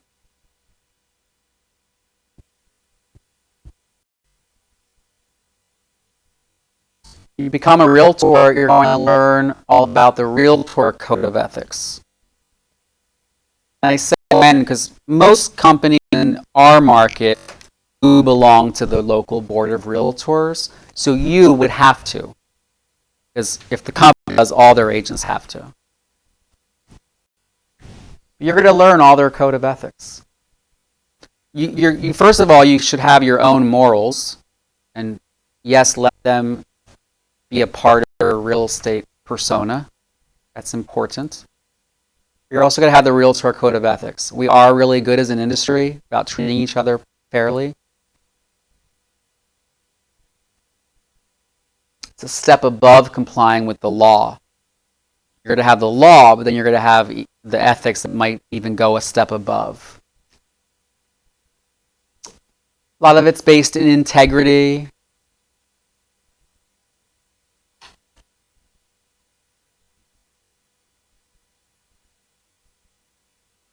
Don't get confused. The Real Estate Commission is what governs our licenses in New Jersey. The Association of Realtors, that's kind of like a private club, right? That's our union, for lack of a better description. It's really what's called a trade association. That has nothing to do with our license. Realtor is a trademark term. You're automatically going to be a member of national, state, and local. These are some of the designations or letters you can get after your name. There's a lot of other ones.